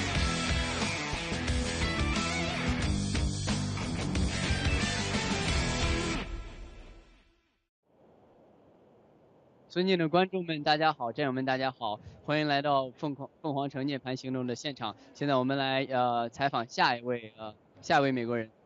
So please introduce yourself to the audience. I'm Stephen Davis, also known as the MAGA Hulk, and what I do, I work for Turning Point USA as an influencer, and go to different college campuses, speak to the kids, that sort of thing, embolden them, bring them some love, and show them some how to really stand up for yourself and that sort of thing. So it's a blessing. Amazing. And sir, what was your first impression when you saw our booth and interacted with our workers? I mean, first of all, what y'all do is absolutely fantastic, right? And this is a presentation that y'all have here, and it's fantastic. That's how you do it. That's how you make an impression. But I love the message that y'all give and the things that y'all stand for. That's what it's about, and just trying to wake people up, open their eyes, that sort of thing. So I really appreciate that. We appreciate you too. And what is your opinion on the Chinese Communist Party? Oh, goodness gracious. There's a lot of shenanigans that come out of the Communist Party. It really does. I mean, and to understand that, first and foremost, communism doesn't work, right? It's not about the people. It's about keeping people down and holding them back from their truest and fullest potential, right? And it's absolutely an abhorrent way of governance, right? So it's a matter of getting the message out to the people and have people understand, because we have a lot of people stumping for communism here in America, and they're seeing the CCP and they're not saying anything about the ills and the issues going on with that. So it's a matter of standing up and open people's eyes so we can get people and educate people on what communism's all about, especially the CCP.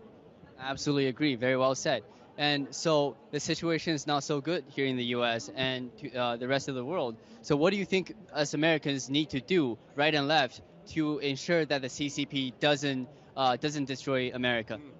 Well, first and foremost, we need to talk about it, right? It's one of those things, I mean, especially you look at the NBA. The NBA won't say a daggone thing when it comes to the CCP because they're beholden to the Communist Party of China. They really are. And they're bought and paid for when it comes to that. So any type of atrocities that come to the people of China when it comes to the Uyghur Muslims and things of that nature, no one wants to say anything about it, especially these celebrities. They need to be speaking out about that. And that's what we need to do here in America. We need to talk about it. We need to educate people about what's going on, because these type of situations are atrocity to humans, right? To humankind. And last time I checked, you're supposed to stand up for your fellow man and for your fellow woman. So the very fact that people aren't doing that is an absolute it's a travesty. So we have to stand up. We have to speak out against this. Very well said. And one last question. Do you stand with us, yes or no? Yes. Take down the CCP. Let's go. All right. You're very welcome. Oh, it's my pleasure. Thank you.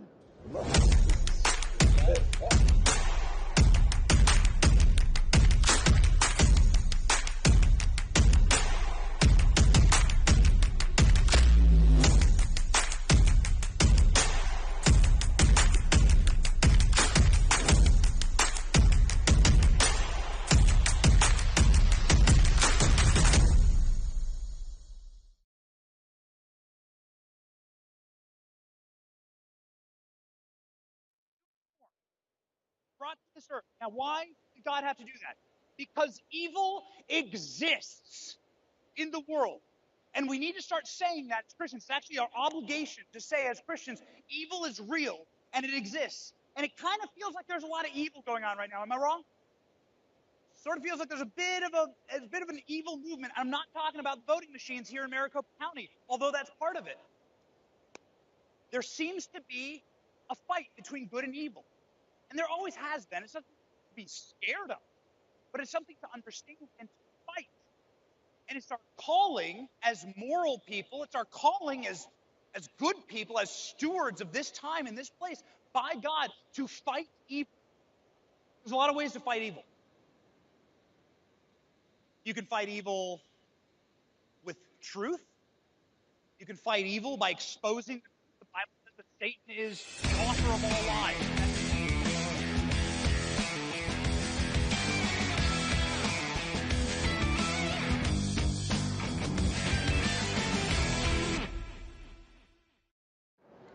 Hello, good evening, America. This is Prince with the new federal state of China, and we're here at AMFEST 2022. This is the second day of AMFEST, and today I have the honor with me today. Liz Nemechek from Army. Nice to meet you.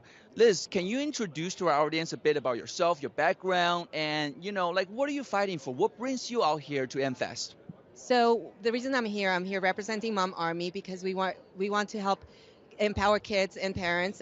There's a fight against our kids, the sexualization, the indoctrination. And I'm an immigrant myself. I was born in Mexico, but we came to this country because we love it so much, and we're seeing them chip away at it. And now they're going after our kids, and that's why I'm here. Thank you so much. And my mother was a school teacher, and I think the education of our young children, right, of our generation is, I think, the single most important thing probably in our country right now. And I think, when we look at the Chinese Communist Party and what they are doing to the Chinese people, the Chinese youth, it's like staggering to me. And so, and I myself is a living example of that. And I learned about the Tiananmen Square protest for the first time when I was 19 years old. I am 22 years old today. So it wasn't that long ago that I started realizing the truth about communism, about what has happening in China. And here I am, right, standing with the new federal state of China to take down the CCP. So I think by you being here, right, and I think it's never too late to reverse the indoctrination, because truth is so powerful that when truth comes, it blasts through. But you mentioned you came here to escape persecution, and when you learn from us the infiltration and corruption in America, how did that make you feel? Well, it's really heartbreaking because, when my dad, when he brought us, I came here when I was 7 years old. So when we came across, it was because we love this country. We love the freedom that it stood for, the opportunity, everything that we've been able to accomplish in this country, it wouldn't have been possible in Mexico. And so we weren't being persecuted, but our government is very corrupt and was very corrupt. So we wanted a fair opportunity, and that's what we saw in America. And so we're still very grateful for everything, but we're still a little scared to see how it's, little by little, people are not appreciating the freedoms and fighting and standing up for the freedoms. And that's why, I wanted to come talk to you, because I've been learning a little bit about, the CCP and everything that's going on, and seeing that it's infiltrating very, average lives, and it's really scary. And, we want to support groups that are standing for the same reasons, because it's indoctrination, and, we don't want that for our kids. Absolutely, and thank you so much. And we are all here at Turning Point USA's event, and Turning Points USA is a great organization, right, that helps our youth into the right direction, and support groups like us, New Federal State of China, to take down the CCP. And the primary audience, I always say this, is a lot of our shows are focused on the Chinese people inside China, who are fighting for their freedom and who are struggling every day, putting their lives on the line. And obviously, given the recent protests in China, right, I didn't notice a single very interesting phenomenon. I have yet to meet a single person who came to me and said, I disapprove of the protests in China. Everyone came in praise of it. But it is difficult, especially in the communist regime. And people are, sometimes they're feeling down. Sometimes they feel like, is this going to make any difference, right? Am I doing anything at all? I'm putting so much risk into it. What do I get out of it? So, if you were to say a few words to the protesters in China, especially the younger generations, what would you say to them? I would say, stand strong. You are the example for someone else. In California, it's very, my point of view is not very popular.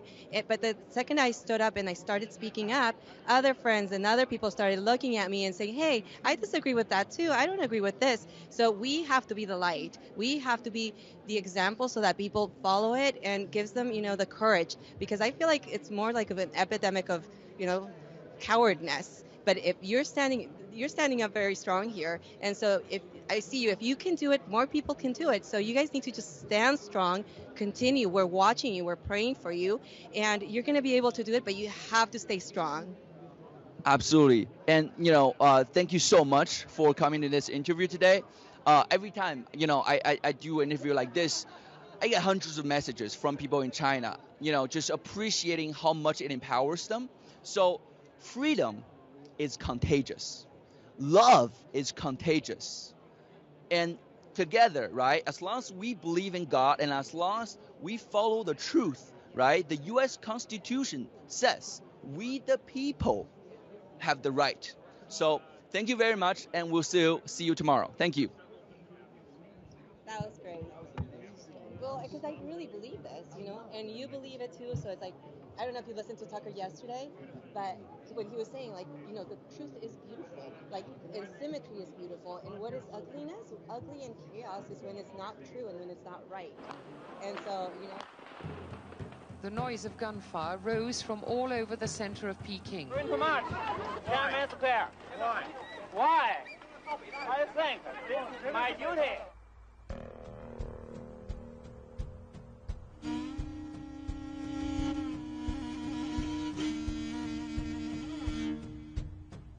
不是什么神秘人物，不是什么富翁，这个都是过去媒体因为不了解、不知道嘛。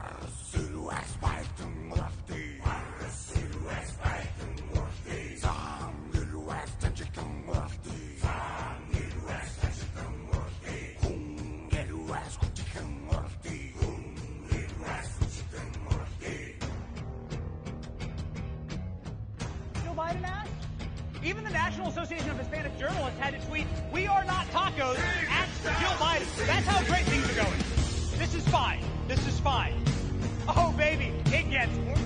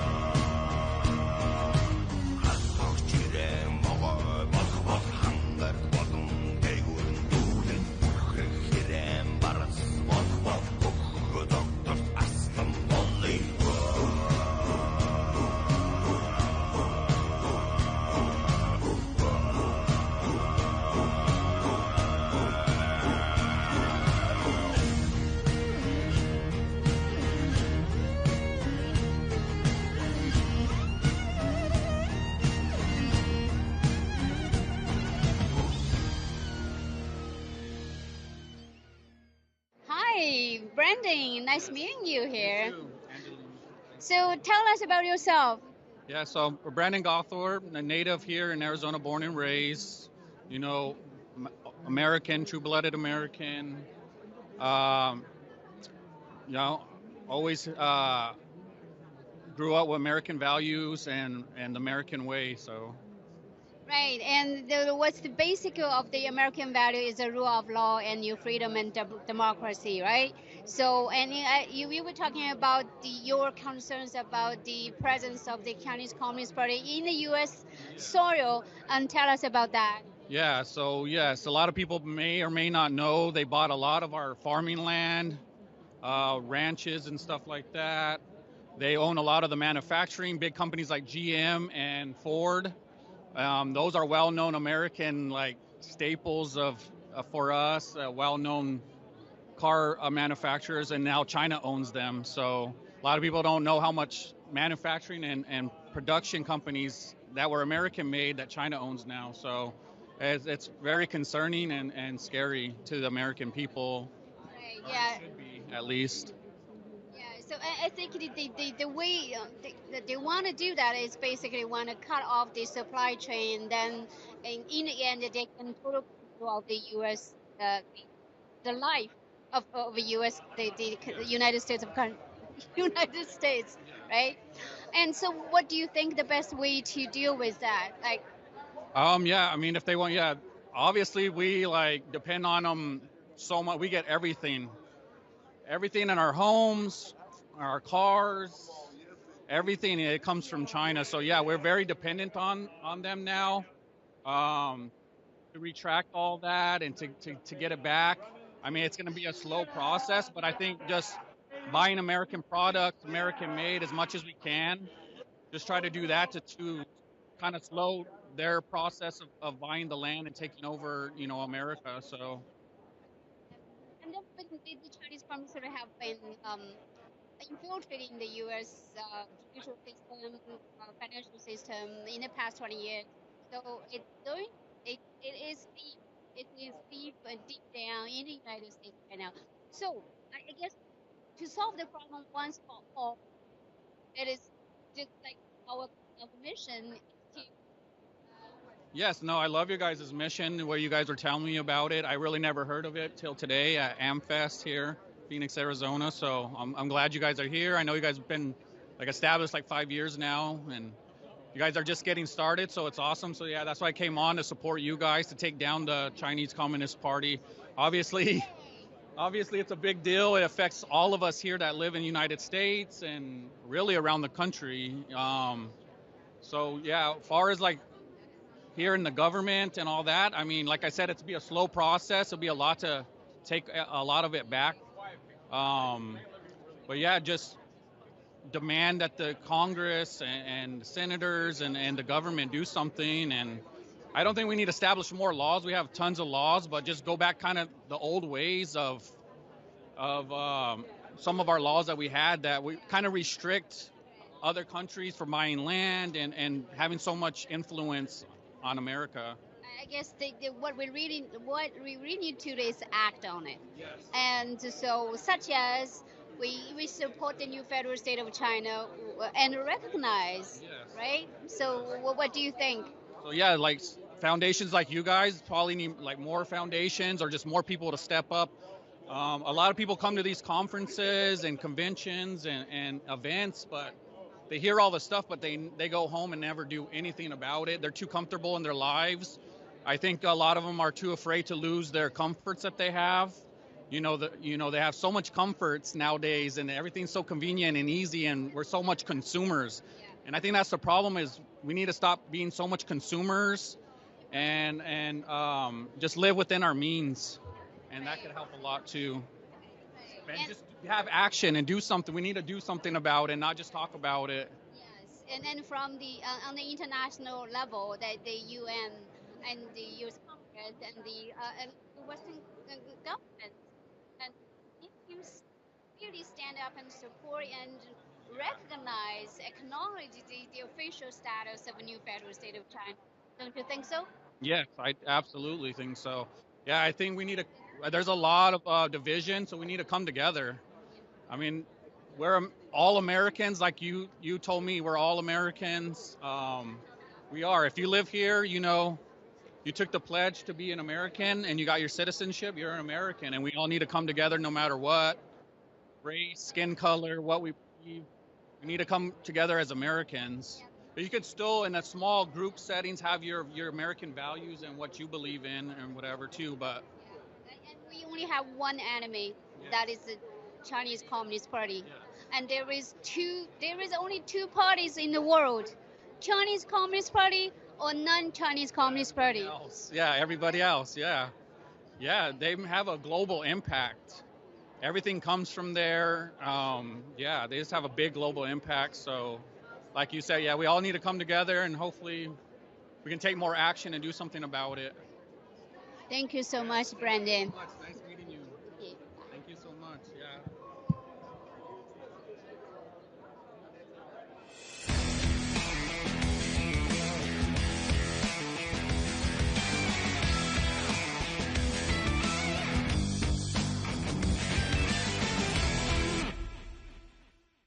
Trials and tribulations of the politics of the day-to-day. In fact, Christ was down here owning these guys. If you go study the Gospels, Christ was making fun of them and was calling out their lies to their faces, the powerful at the time. So trust in his words. Do not get demoralized. That is a tactic of evil.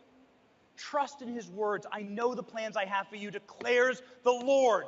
Plans to prosper you and not to harm you. Plans to give you a future and a hope.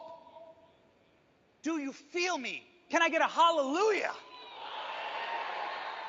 It's Sunday where I come from. On Sunday, we preach the good word. These people are not in charge.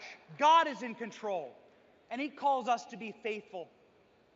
And so God guides America to this very day, and God delivers miracles, okay? Miracles like this. Marked safe from abortion today. Every child in good red states. There is no more Roe v. Wade. Let's look at some of God's blessings over the last year, shall we?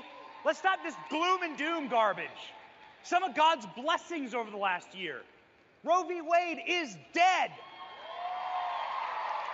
Good riddance. Oh, gotta rip it up, baby. Yeah, that's right. They big mad they can't date Clarence Thomas. I'm on a sex strike. Okay. Happily married, baby. I think you're going to be fine there. All right? In case you're wondering.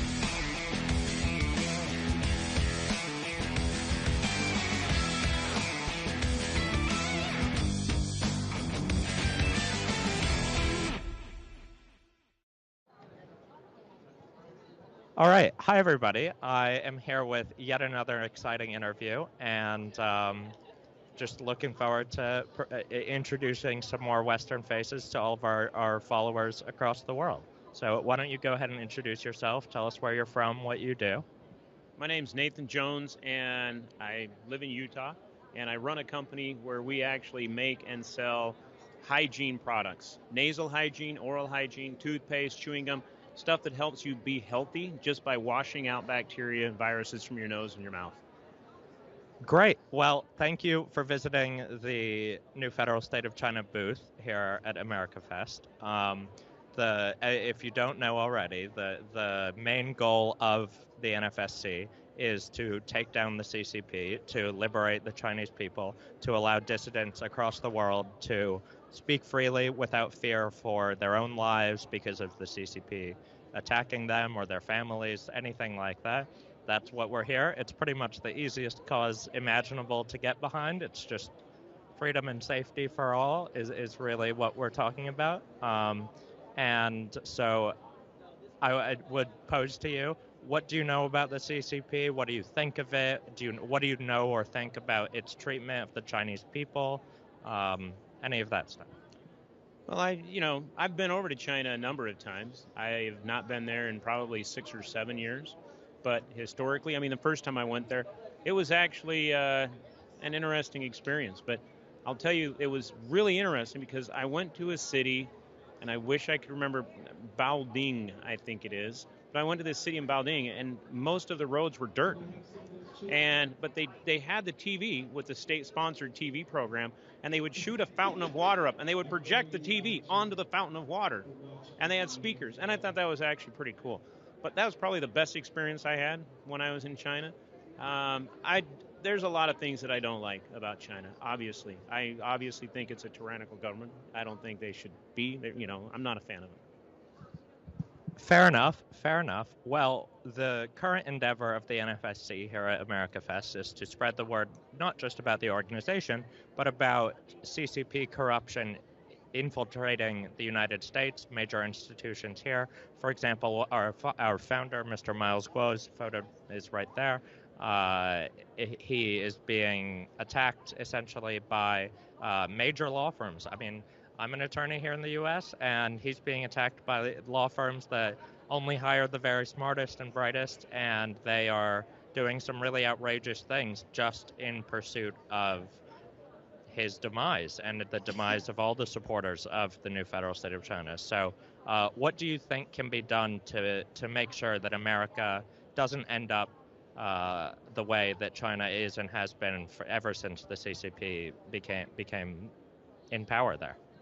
I think one of the things that they need to do is we need to, as a country, take back and maintain our right of free speech. I mean, you guys are being sued. We're being sued. We don't have the best and brightest lawyers. We're being sued by the government. They're some of the dumbest, but they have no accountability and they have no expense account. They can spend whatever they want, and they can make up whatever lawsuit they want, and they can sue you, and it just costs you money, and it stifles your business, and it cools down your business. But, that's where we have a lot of similarities from what you're understanding. But I think if we want to protect the America that we know and love, we have to speak up. We have to do what they're not being allowed to do in China. Totally agreed on multiple fronts. I think it's an obligation to speak up about the wrongs that we see going on around the world. I mean, even some of these new Federal State of China NFSC colleagues of mine who are here in our booth at AmericaFest are themselves dissidents with family in China who occasionally get a knock on the door. And that stuff like that is truly terrifying. And hearing it firsthand from all of my fellow supporters is why I'm here. It's such a moving experience. And let's just, before we wrap up, touch on one final topic. A lot of NFSC supporters say that China the CCP created the coronavirus to spread it around the world, to harm people. What do you think about that? I'm sure you've heard these allegations before. What do you think about it? Do you have any strong opinion either way? Well, I have a lot of strong opinions about that because that is something that I have been dealing with, okay? I don't think anybody questions that it was started at a lab in China, okay? The only question that's left is whether we paid for it, which I think we did, or the Chinese government. But one of them paid for it, or possibly both of them, maybe working together, okay? But what we're actually talking about, and why I'm here is because they asked me to come and speak, is that we don't have a pandemic. We have a pandemic, okay? It was a pandemic for the first 3 months, 4 months, but even by April of 2020, they knew how to stop it, okay? They have a dozen or more studies where they've looked at things just washing out your nose. Using saline irrigation, they've done studies, 100% survival, okay? Using our product, 100% survival. And the people that had diabetes, the people that were obese, the people that had bronchitis, all of these people, better in 4 days, okay? It is not a pandemic. It is a pandemic because our public health officials are out there running roughshod over anything. They're not letting people speak up. You probably know Pierre Corey, Dr. Corey, he spoke up. They ran over him. Peter McCullough, he spoke up. They ran over him. They're trying to run over us. We're pushing back. Well, I really appreciate you coming over to the booth. I appreciate the interview, and I wish you the best moving forward. Thanks so much, sir.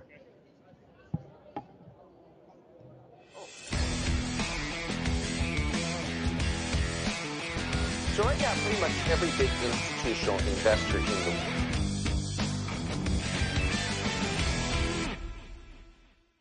companies whose values align with those of the Democratic Party. And this is everywhere. But there's at least one person who's decided to make it easier for the rest of us to buck that trend.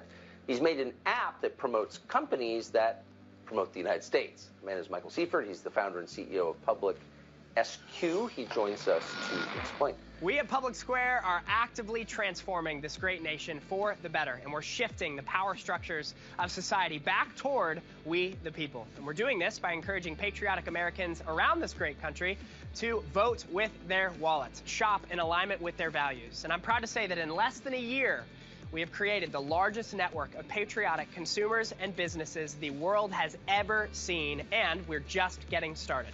But I don't want you to just take my word for it. I want you to hear from some of the profound leaders of our movement about why they love engaging in the public square. Wokeness has taken over corporate America. My friend Michael Seifert understood this, which is why he created Public Square. We need to, as Americans, as patriots, put our money into businesses that support our values. We can hop on Public Square, find businesses that align with our values, freedom, faith, patriotism, standing up for America first. And then that's where we shop. Public Square is where it's at, friends. The number of small businesses that have failed during the coronavirus pandemic is staggering. To stay afloat, some of them are actually reopening and ignoring mask and vaccine mandates, oftentimes with significant blowback. Well, now there is a blossoming online community for businesses that do not require or comply with COVID restrictions. The fact that you can find businesses that share your values in a place as blue and insane as the South Side of Chicago, I'm going to use this and go to these businesses. You should, Brad. I don't want to give money to people who hate me. The next time you're out and about, or the next time you're logged on and you're about to buy a new item, order something, shop, eat at a restaurant, stay at a new location, try a small mom and pop owned business that shares your same values. So in less than 1 year, Public Square, I've been telling you about them. They've grown to be the largest platform of patriotic, freedom-loving businesses the world has ever seen. You want to support small businesses and buy services and products that are made by people who align with you. And that's what Public SQ allows you to do. You saw Ulta had 2 men talking about beauty products recently. Oh, yeah. All of these companies are going woke right now. And there's an awesome company called Public Square, publicsq.com. We love Public Square. Yes. And they are fighting back like we've never seen before against the woke corporations. Stop giving your money to people that hate you, okay? Shop your values. We at Public Square are so grateful that we've had the opportunity to lock arms with hundreds of thousands of patriotic consumers and businesses alike. And we would love for you to join the journey with us, because ultimately Public Square is the only platform where you can search for businesses that share your worldview, shop in alignment with your values, and then share that experience with all of your friends so that we can continue to grow this great patriotic movement, one business and one consumer at a time. So what are you waiting for? To get started, head to publicsq.com today, or you can search for Public Square app in App Store or Google Play. And we'd love it if you join us on the...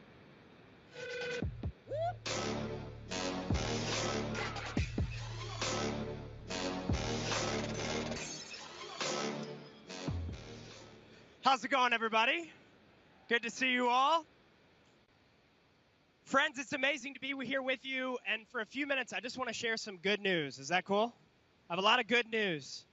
So the video you just described, that you just saw, described an incredible movement that's been building over the course of the last year. And I'm proud to say that in less than 6 months, we have created the largest directory of patriotic, constitution-loving, freedom-loving businesses the world has ever seen, and we are just getting started.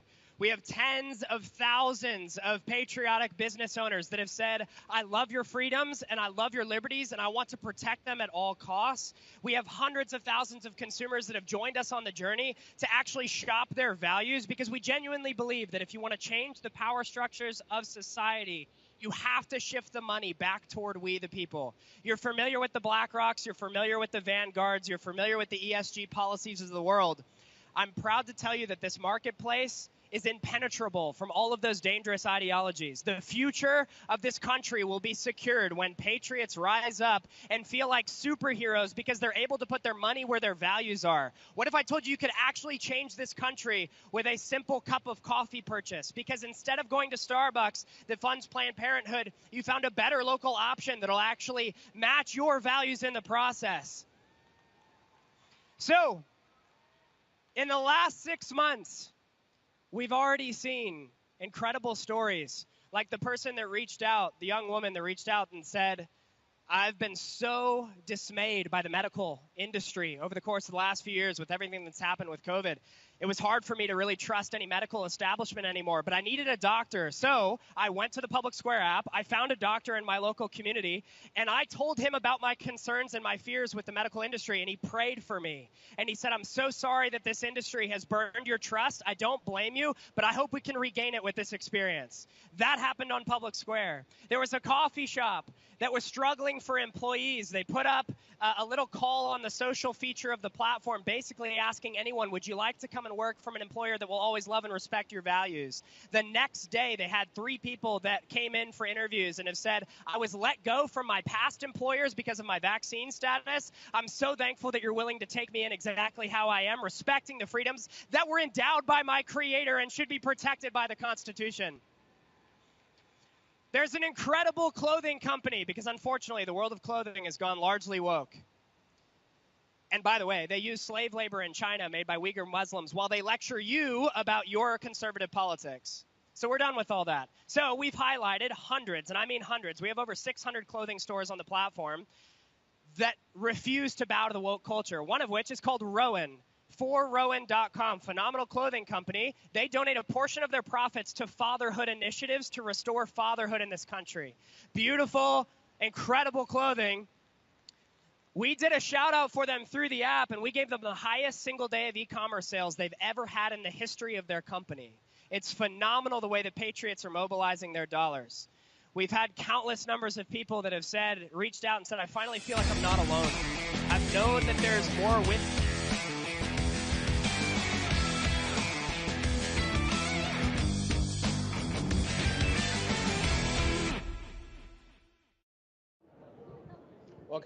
Welcome back, guys. My name is Zion. We're here at the Phoenix, Arizona. It's the live broadcast at the AMFEST 2022.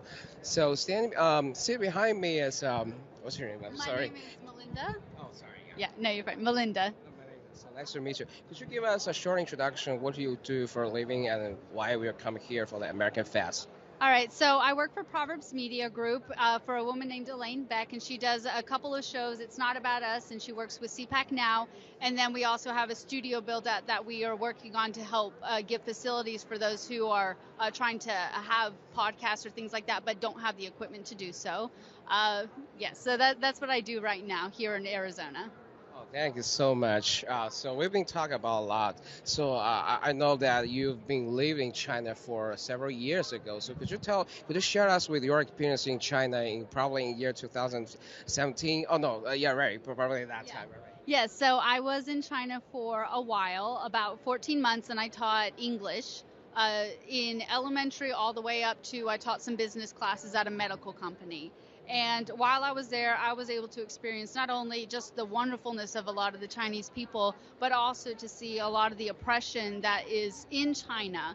I think one of the biggest things that was heartbreaking is that a lot of the people of China are oppressed, but because they're so censored and they don't have access to the outside world. I mean, you have VPNs, but they're very good at shutting things down. Many people don't realize just how much they are oppressed because that's the only life they've ever known. I could tell that because I have a similar experience. At that time, I was in United States right now, but I tried to move some content which criticized the Communist Party's regime on WeChat. But I harassed by some police officers. But they can't find me because I was in United States that time. But they found my mom. They keep harassing my mom, saying your son did very bad things for the party, for the nation. If he came back to China, he would be in big trouble. So that's a threat. But so I think that a lot of Chinese people share your concerns. I mean, they fear to speak of the politics. They're afraid of being candor. So I think that's why we are standing here. So have you ever heard any reports of the new federal state of China before? Well, I've actually kept track of news of China, but I've been focused more on the actual what's going on inside the country. So before today, I'd never actually heard of what you guys are doing here right now. But I think it's a great idea, and I'll be praying that it's something that gains traction and can make a difference in how China operates in the future.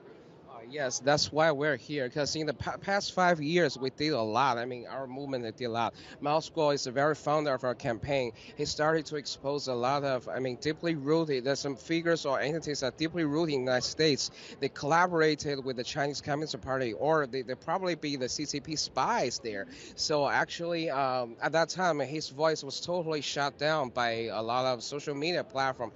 That's why you won't see any, objective or positive reports of us. So do you think there's something wrong with that? So is there a big concern to you? It actually is a very big concern because in order to move in a direction towards freedom, you have to understand what freedom is. And because of where we are, the information about freedom comes a lot through social media, through the internet. And while we're dealing with censorship issues in America right now, they have no comparison to the way that China censors its own people. I know that you couldn't access, any type of platforms that the Communist Party deemed not fit, and even things that I don't necessarily even agree with, like Netflix. I don't agree with their platform at all. But at the same time, even that would have been censored by the Chinese Party. But the difficulty is that Chinese people are fed information that the government wants them to know, whether it's a complete lie or not. They only get to hear what the government wants them to know. Yeah, you make very good points. Any totalitarian states, whether it's a socialism nor it's like a communism, they share the similar evil agenda because they do fear what the people have. They do fear people have the critical thinking. They have their own judgment. So that's why you could probably heard of that. There's, the religious belief in China is still censored and under sanctions. There are a lot of underground church and a lot of priests that got persecuted, or some of them disappeared. And so that's why our campaign is called New Federal State of China. We stand with all of these Chinese people who are under a brutal regime. So yeah, that's why you probably heard of Mao Squall, right? Didn't you heard about Mao Squall? Which thing? I'm so sorry. Yeah. So yes, she showed me a lot about it. So yes. Yeah, right. That would be good. So he himself is. I personally I came across into his live broadcast probably 5 years ago because he said a lot of stuff, which, I'm born in China and I know what China is and what the Communist Party is because so a lot of Chinese people pay no attention to politics because they are indoctrinated to do so. And you could probably see a lot of Chinese students come here in the United States.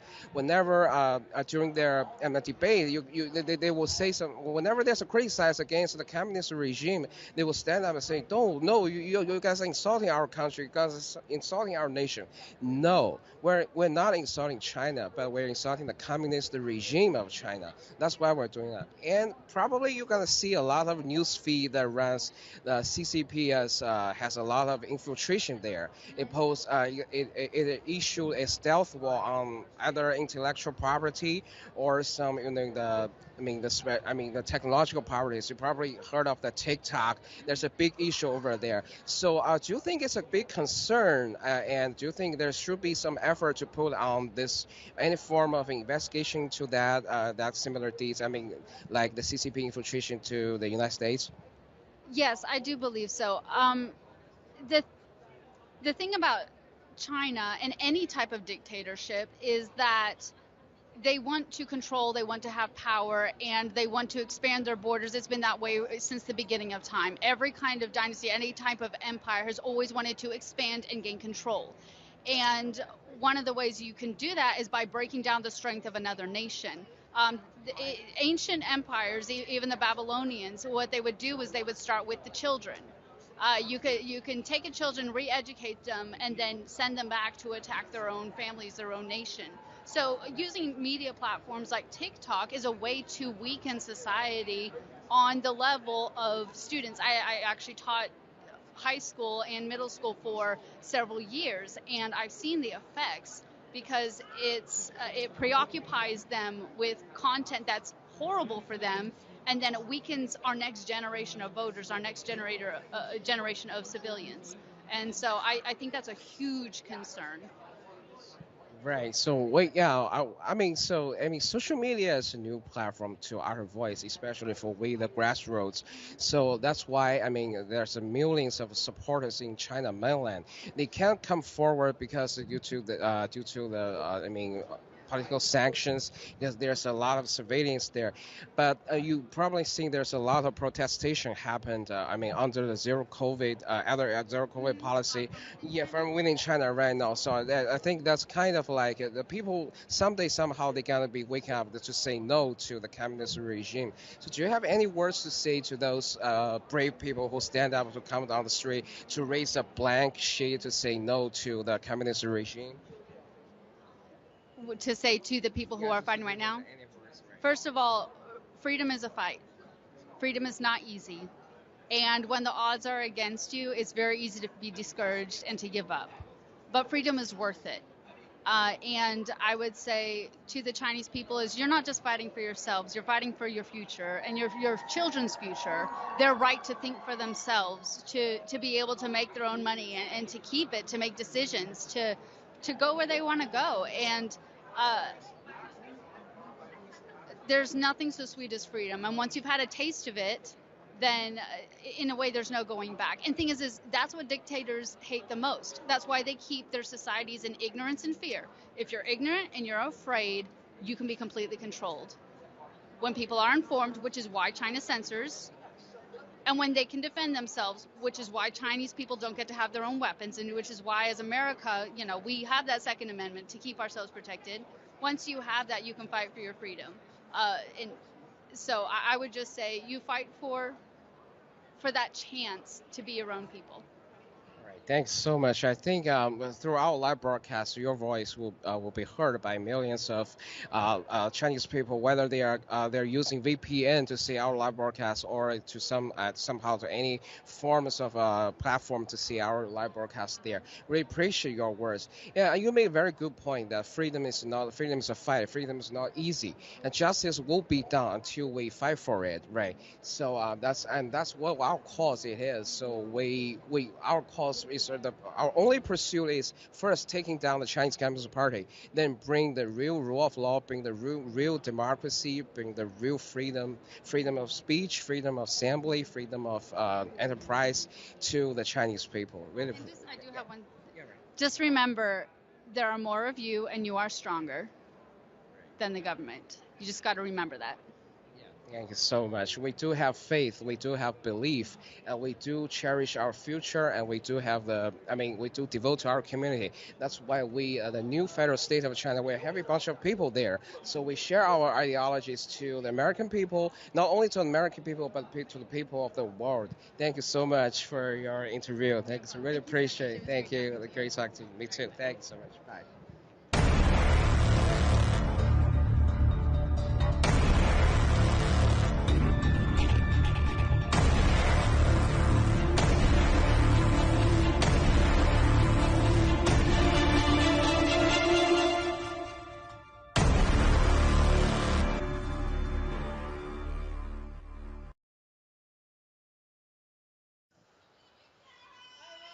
I love you too. Thank you. Thank you so much. I know this because their influence over our election has really diminished. They can't just attack candidates anymore. They can't lie about us. I heard a report when I was running for governor that 100% of the mainstream media's coverage of me was negative. 100%. Nobody is listening to them anymore. And so you know what they have to do? They're so powerless that they have to outright steal elections. Steal them. And they're part of it, these people back there. And you know, this time around, they didn't just do it in the dark of night like they did in 2020. We all remember at 3 a.m. how everything changed. Who's old enough to remember that? A few of us. But on November 8th, they committed highway robbery. Highway robbery on November 8th. Our movement is so powerful that they had to sabotage Election Day operations. They had to steal our vote in broad daylight, and we all noticed. Did any of you see what happened in the last month? How many of you are from Arizona and witnessed this debacle? You are all from here. Many of you are. You saw how we are ground zero for botched sham elections. Who agrees with me that Arizona is pretty messed up when it comes to elections? So only in Maricopa County can the entire election apparatus, actually the people running our election, promise to destroy me. The two guys in Maricopa County who run the elections started a super PAC with the intention to destroy one candidate, yours truly. And yet they still got to run the election. Only in Maricopa County can they shut down 59% of the polling places by making the equipment malfunction on Election Day. I hear people going, yep, yep. How many of you experienced that? Only in Maricopa County can they randomly inject 300,000 ballots with no chain of custody. Where did these ballots come from? We've got whistleblowers all over the place, and they are singing. And they're talking.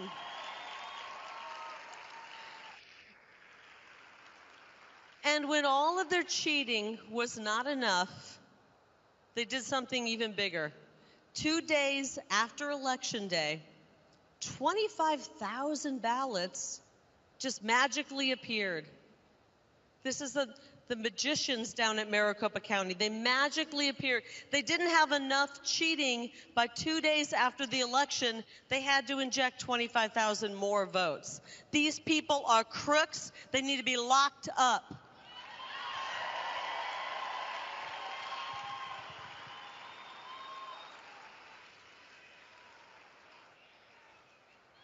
And I think they knew that when I got into office, that is precisely what we were going to do with them, right?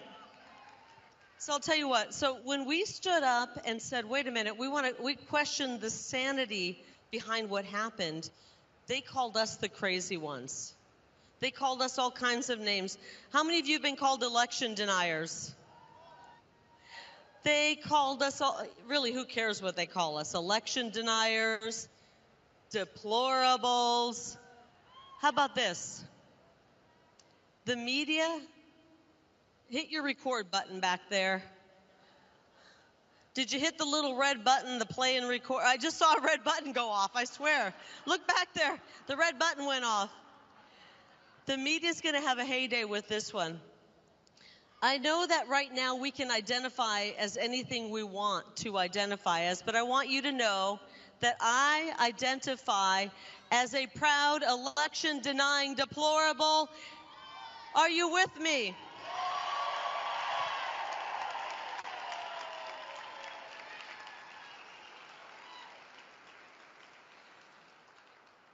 And my pronouns are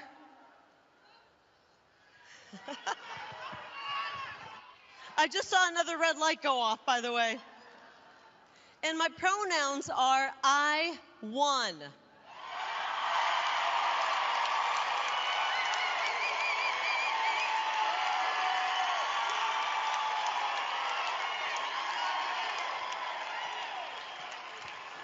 That's right.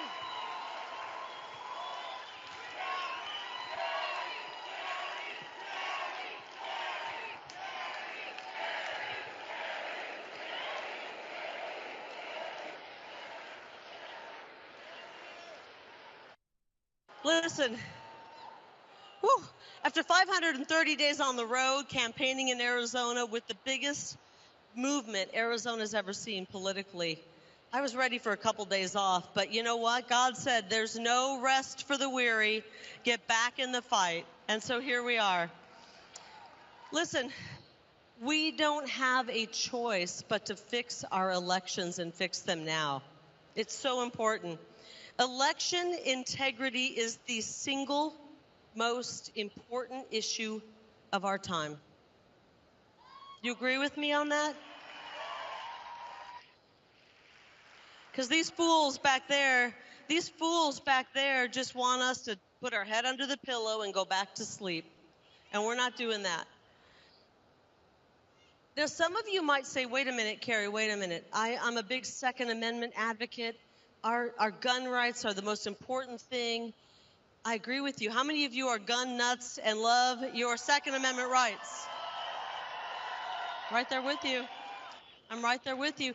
Second Amendment is the most important amendment because it protects the other amendments. But honest to God, if we don't have leaders in office to protect our Second Amendment, then we don't have our Second Amendment. We need free and fair elections. Some of you might say, you've got another issue that matters to me. How many pro-life activists are out there? Oh, come on. There's more out there that want to protect the unborn. We want to protect God's greatest gift in the mother's womb, right? How do we do that if we don't have free and fair elections? Take any issue that matters to you. Maybe it is secure borders. How do we have secure borders with nut jobs like Katie Hobbs? We don't. We got to have free and fair elections. How do we stop the fentanyl crisis without free and fair elections? It is the bedrock on which everything that matters to us rests. It truly is. And they want us to act like we're crazy for questioning it. I don't care what they say. I really don't. We will not have leaders in office that protect our rights unless we have free and fair elections and we stand up at this very moment. It goes for any issue. So we're protecting mothers, we're protecting children, we're protecting every single right we hold dear to our heart. Understand this, we cannot preserve anything that matters to us if we don't have elections that are real. And right now, we have a lot of fake elections out there. And not just in Arizona, guys, not just in Arizona. So we want lower taxes. Someone said, California. California's bad. We got to turn this whole thing around. We want low taxes. We want to end our woke curriculum that's brainwashing our children. We want free speech. We want free speech again. And we want to hold big tech accountable. But we can't do that without free and fair elections. It is the issue of our time. And don't let them scare you away from talking about it. How many of you are willing to stand up and speak out until we get our voices heard at the ballot box?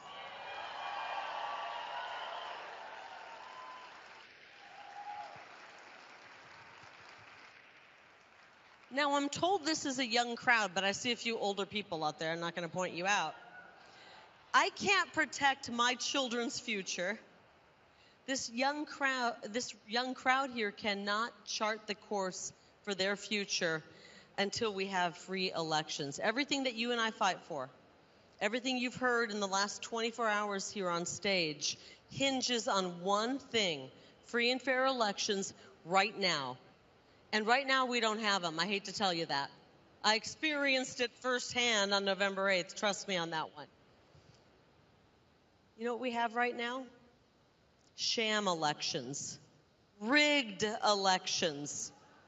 We have elections that are being run by fraudsters. Bill Gates, and not the rich guy. We got the bureaucrat Bill Gates. There's two Bill Gates. There's the rich guy who's acting like a doctor pushing vaccines. And here in Maricopa County, we have the bureaucrat Bill Gates, who's trying to act like our elections are free and fair when they're not. It's true. Thank you. I'm here for you. Thank you. They corrupted our elections on November 8th, and they did it in broad daylight. They couldn't just do it in the dark of night because our movement is so massive. The corruption stands right here before us in Maricopa County. Do you realize that you are in the infamous Maricopa County? Some of you live here. Some of you might not realize that you are in Maricopa County right now. And they are daring us to do something about it. Let me tell you what I'm going to do. They have built a house of cards here in Maricopa County.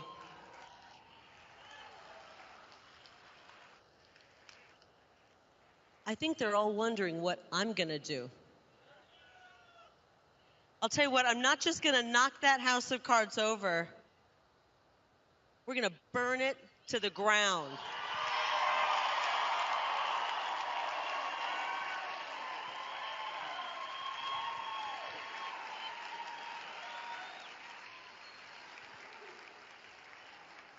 Burn it to the ground. You're not going to steal our children's future anymore. They messed with the wrong woman.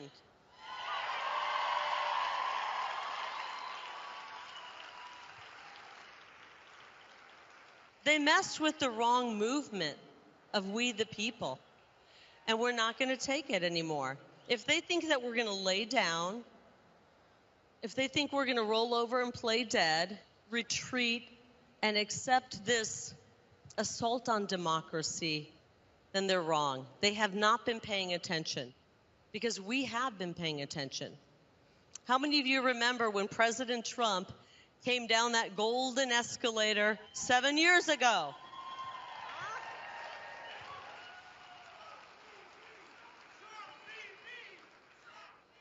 You remember when President Trump came down that escalator and the fake news, the whole heads blew up. They were shocked.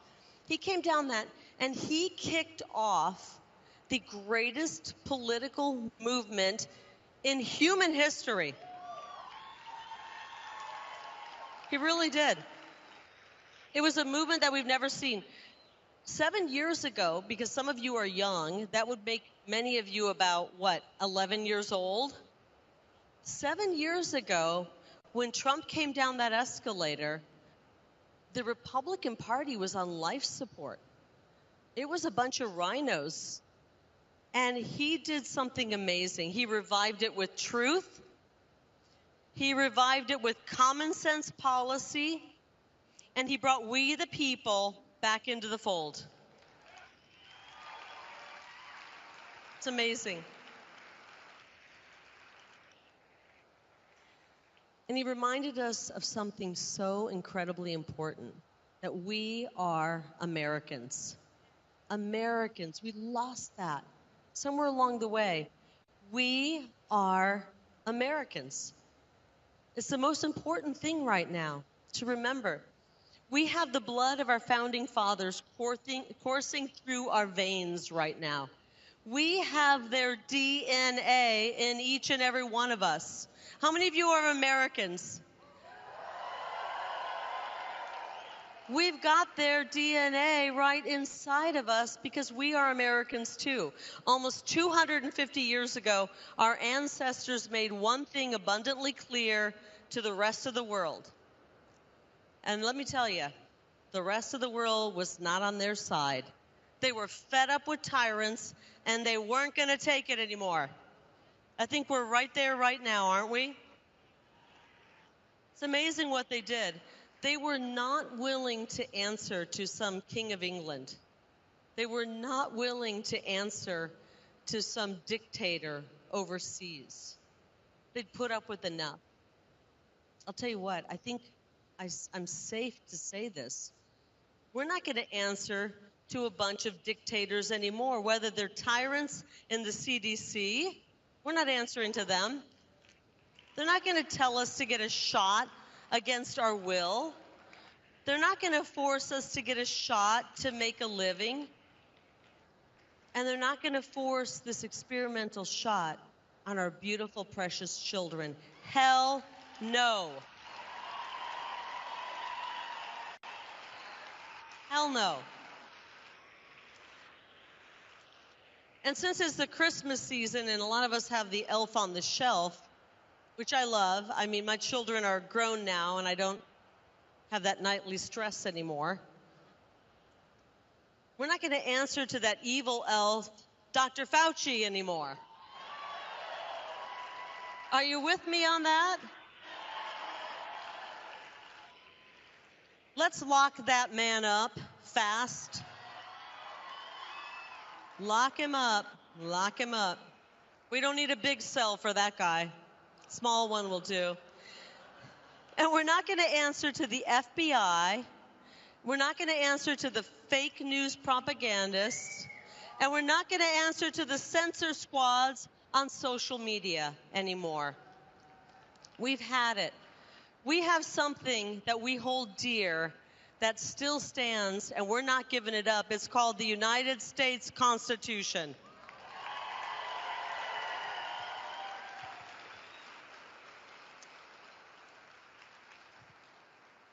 We're Americans. I love you too. I love you right there. I don't know who he is, but I love that guy. He's very enthusiastic. Thank you. We are Americans, and we bow to one king, and that is our Creator, God.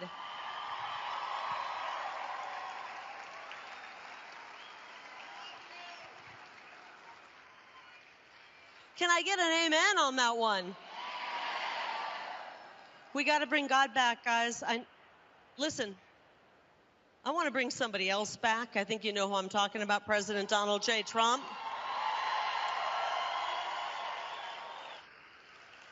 He and I have become good friends. That man cares more about this country than anybody I know.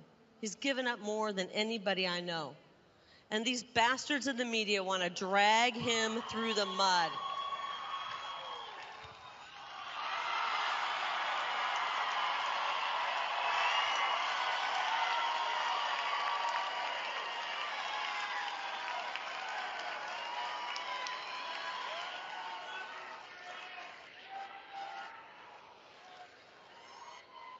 There's certain people that you're willing to get in the foxhole with. I think during the last few years, we've all got our little crowd. I call them foxhole friends. Do you have any foxhole friends? People you would go to battle with, that you would stand up with in these difficult times. And President Trump is truly one of my foxhole friends. I just saw a bunch of red lights go off, so that means they don't want to talk about that back there. But I'm going to tell you this right now. God put us here at this pivotal moment in American history. Do you believe this is a pivotal moment? He put us here at this pivotal moment in human history to fight for the promise that our forefathers died for, the promise of a nation that is free from tyranny and oppression. And we're not going backwards, guys. I'm not willing to go backwards. We are heading toward freedom.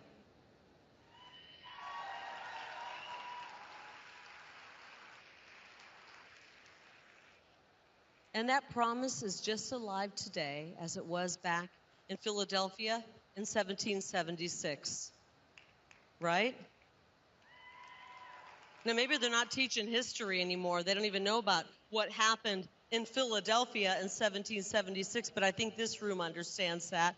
That promise as alive today as it was at the Appomattox Courthouse in 1865.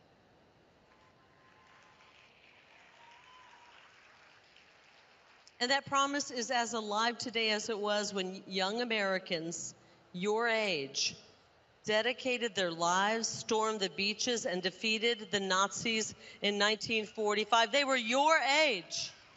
It's true. We've dealt with despots. We've dealt with tyrants. We've dealt with dictators, and now we're dealing with a kind of a new, I hate to say it, enemy. We're dealing with a bunch of corrupt bureaucrats in the federal government who are trying to destroy we the people. That's our enemy right now. Are you aware of that? CCP, FBI, coming after we the people. We are the Americans who are not going to take that anymore. Let me tell you right now, we the people in this room will not be the generation that allows them to destroy America. Am I safe to say that, guys?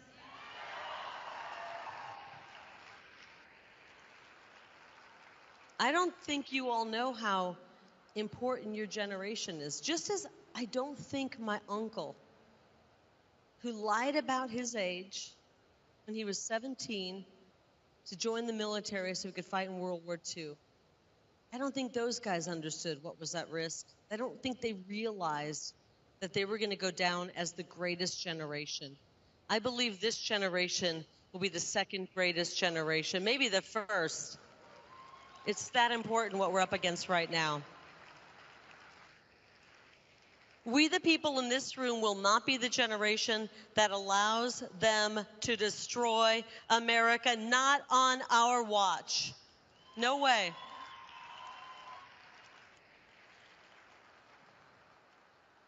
And no one is more suited for this task right now than the people in this room.